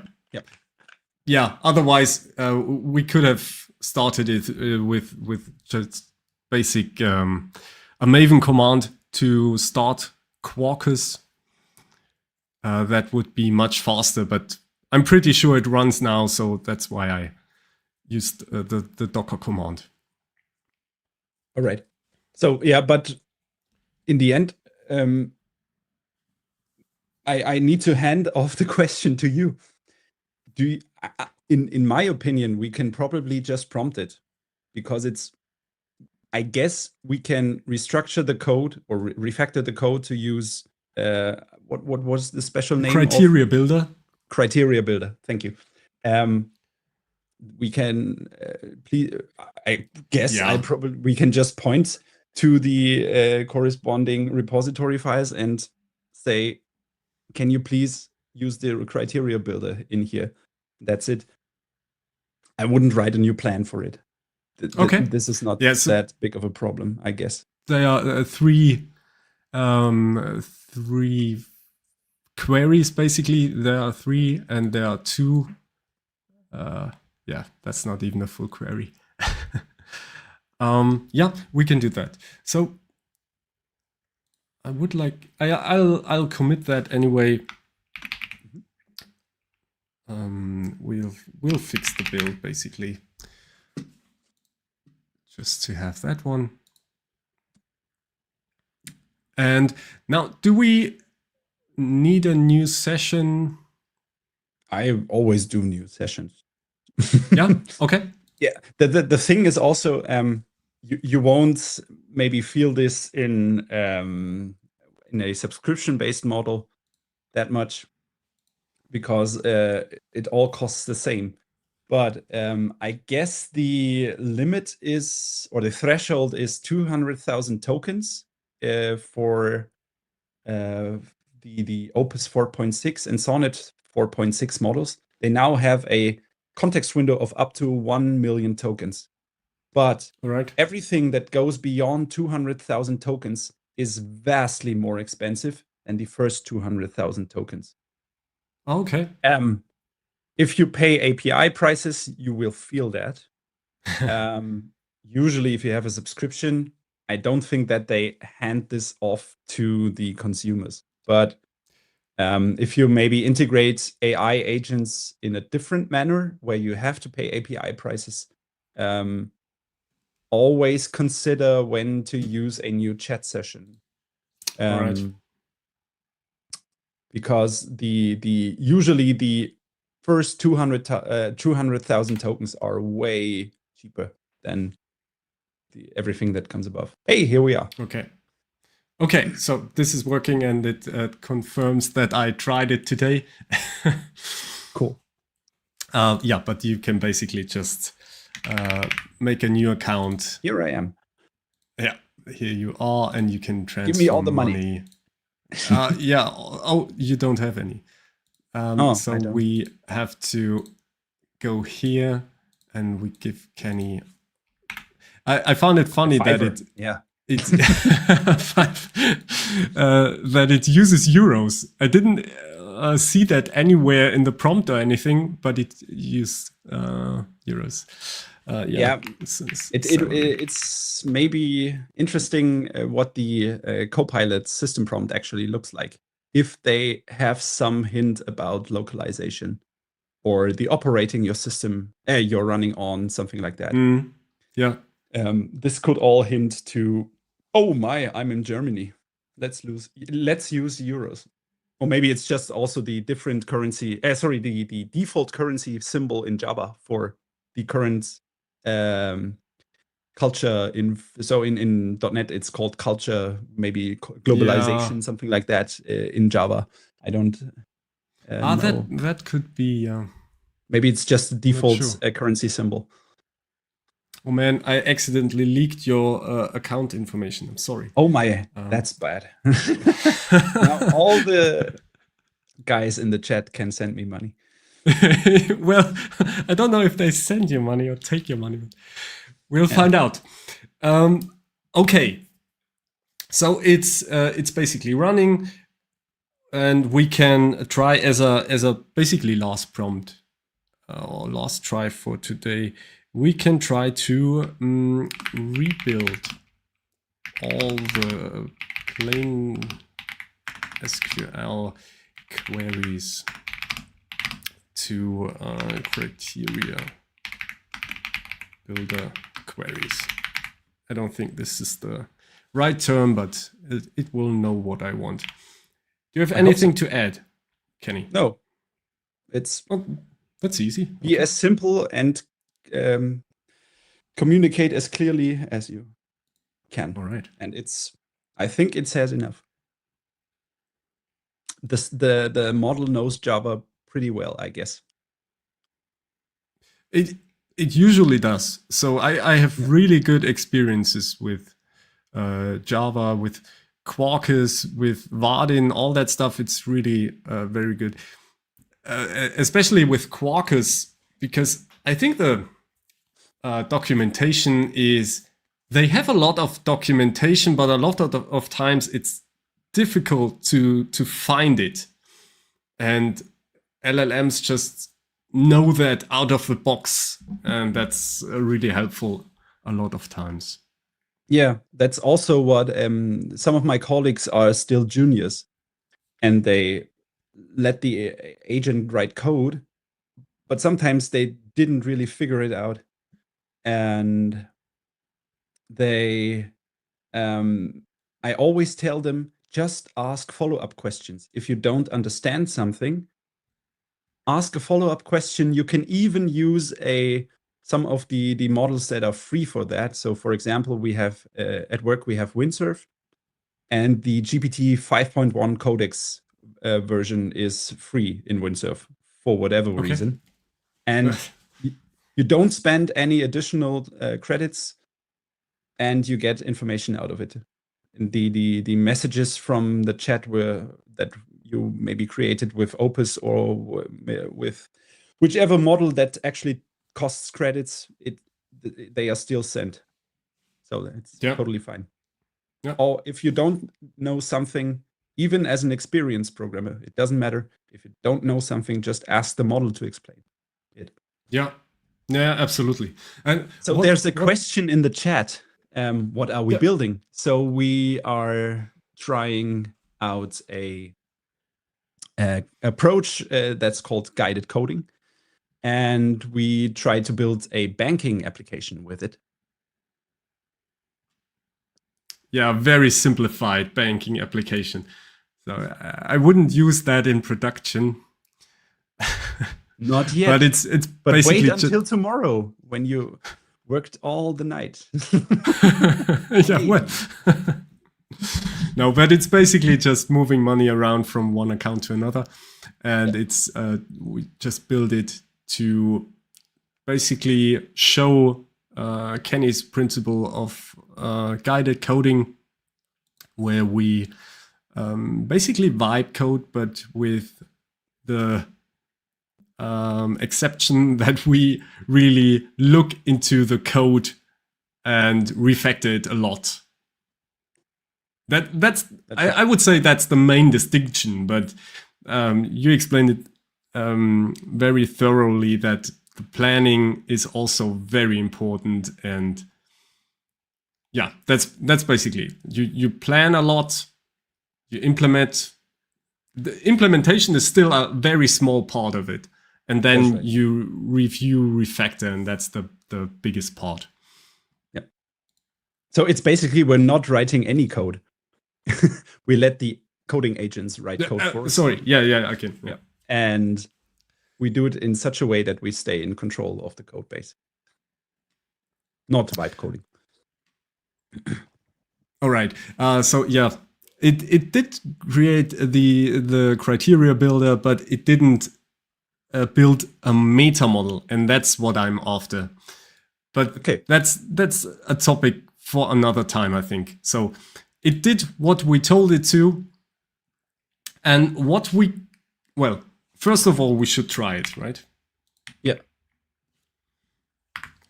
So because we didn't add, no, it's still running the compiling.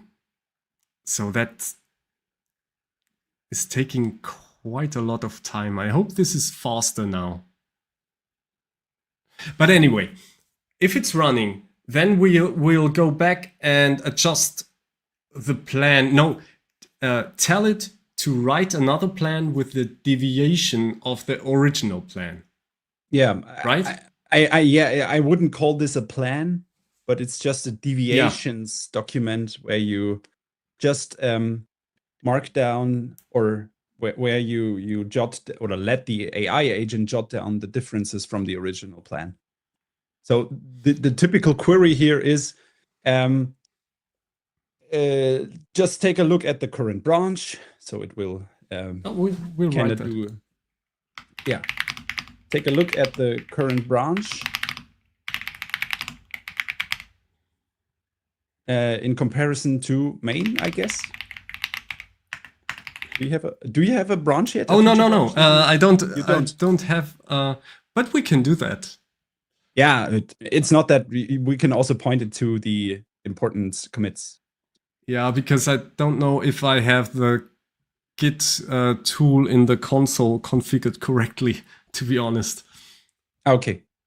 Yeah, that is something. Okay. Look at the current changes, maybe? Yeah. Look at, I think it's fine for this example. Look at the current changes and compare it to the original plan, 0001.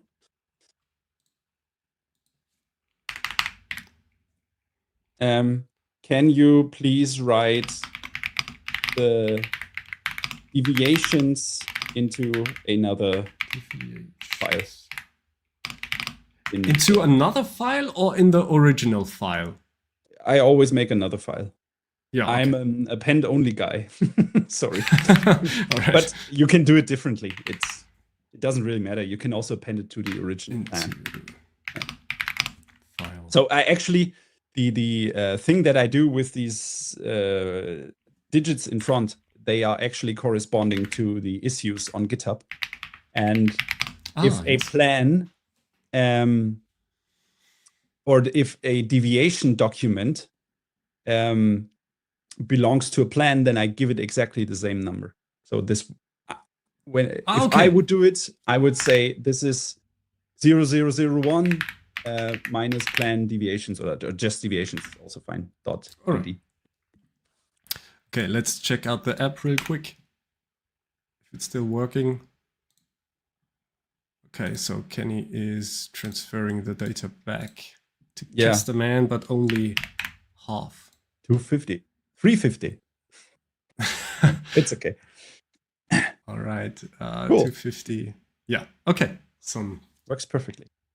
It's working. Okay. So we can do that.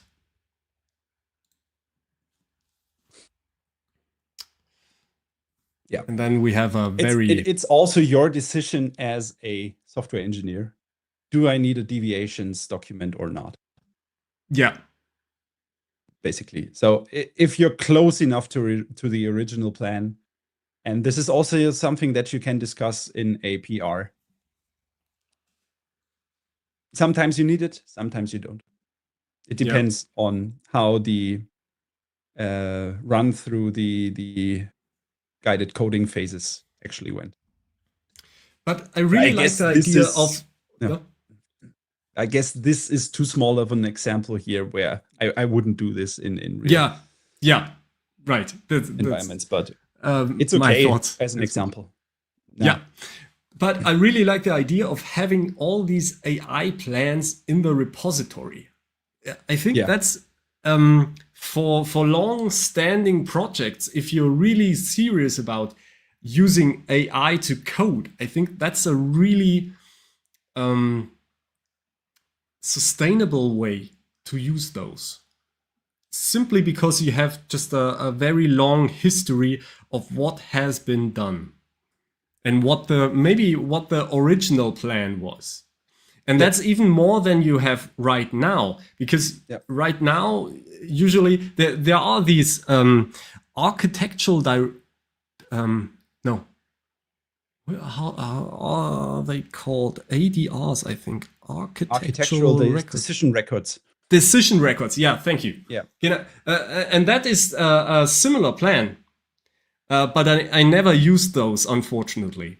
So basically, in each repository, you don't have a lot of standalone documentation. You have maybe the Java doc or some readmes. But most of our documentation is in a different system like Confluence or GitHub or something like that. And by that, you have documentation right at the code, in the code. That's right. Yeah, I think that's a general trend that we observe, that the more you work with coding agents, the more you see that stuff that was in systems like Confluence and Jira and so on and so forth, it has its way back into the Git repository. Because you don't need MCP servers. Have a look at the Atlassian MCP server. So many endpoints. Okay. Yeah. Okay, that deviation is really long. I'm not sure why Yeah, we this have to is read it. If this so is extensive. Okay, that was but the that's basic right. idea. Yeah, used instead of yeah, that's right. Let's go further. Account repository now injects entity manager. I didn't write. I don't know if this was in the original plan. I did not explicitly change that.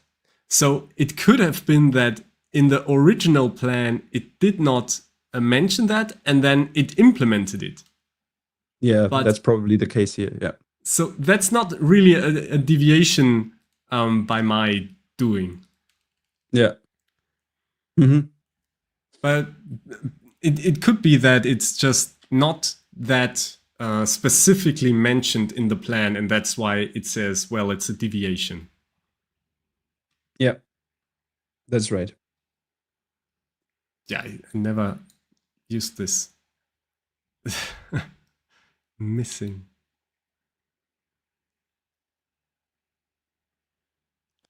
Yeah, maybe there's more things to it. The thing is, we always have this issue in computer science that there is the examples that we bring up in talks like this or in conference workshops or whatever, they need to be simplified so that you can easily grasp the concept. But sometimes this making things simpler than they usually are in real life, this can then cause other issues.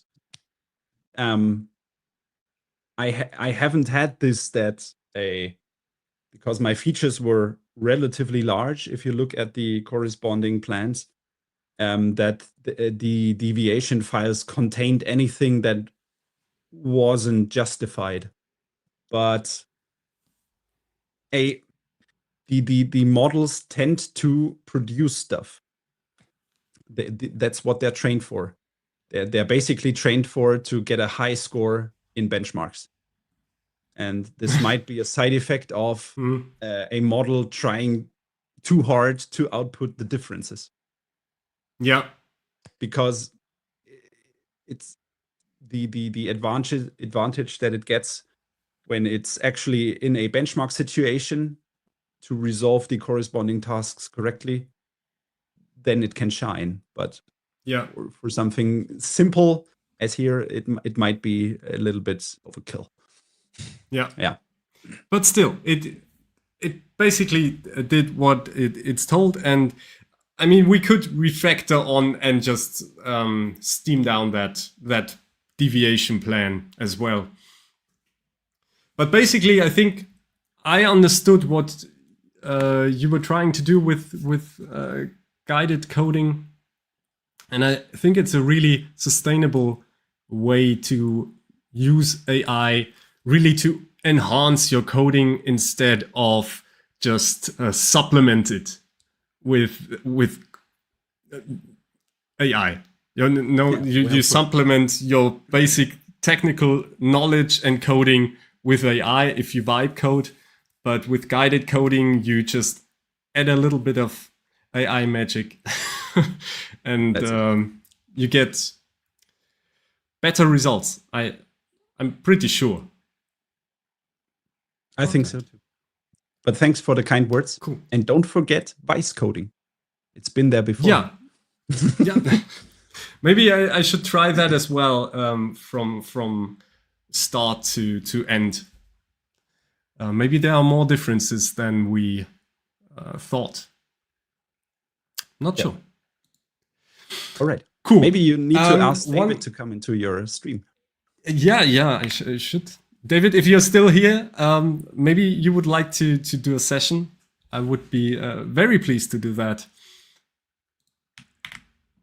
Yeah, but for now, that was pretty awesome. Thank you very much, Kenny, for even preparing a presentation and going through that in under 2 hours. So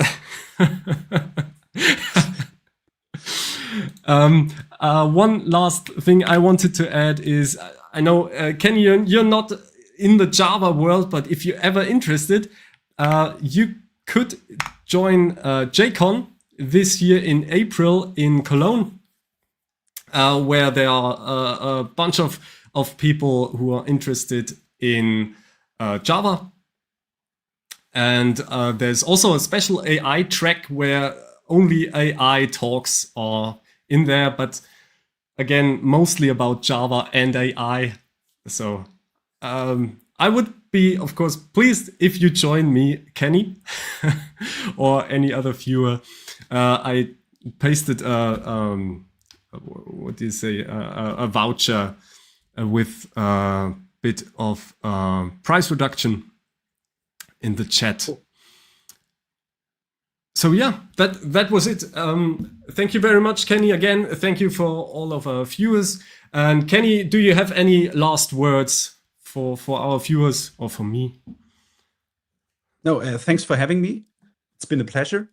And maybe we can do this sometime again in the future when there's new developments that I can contribute to.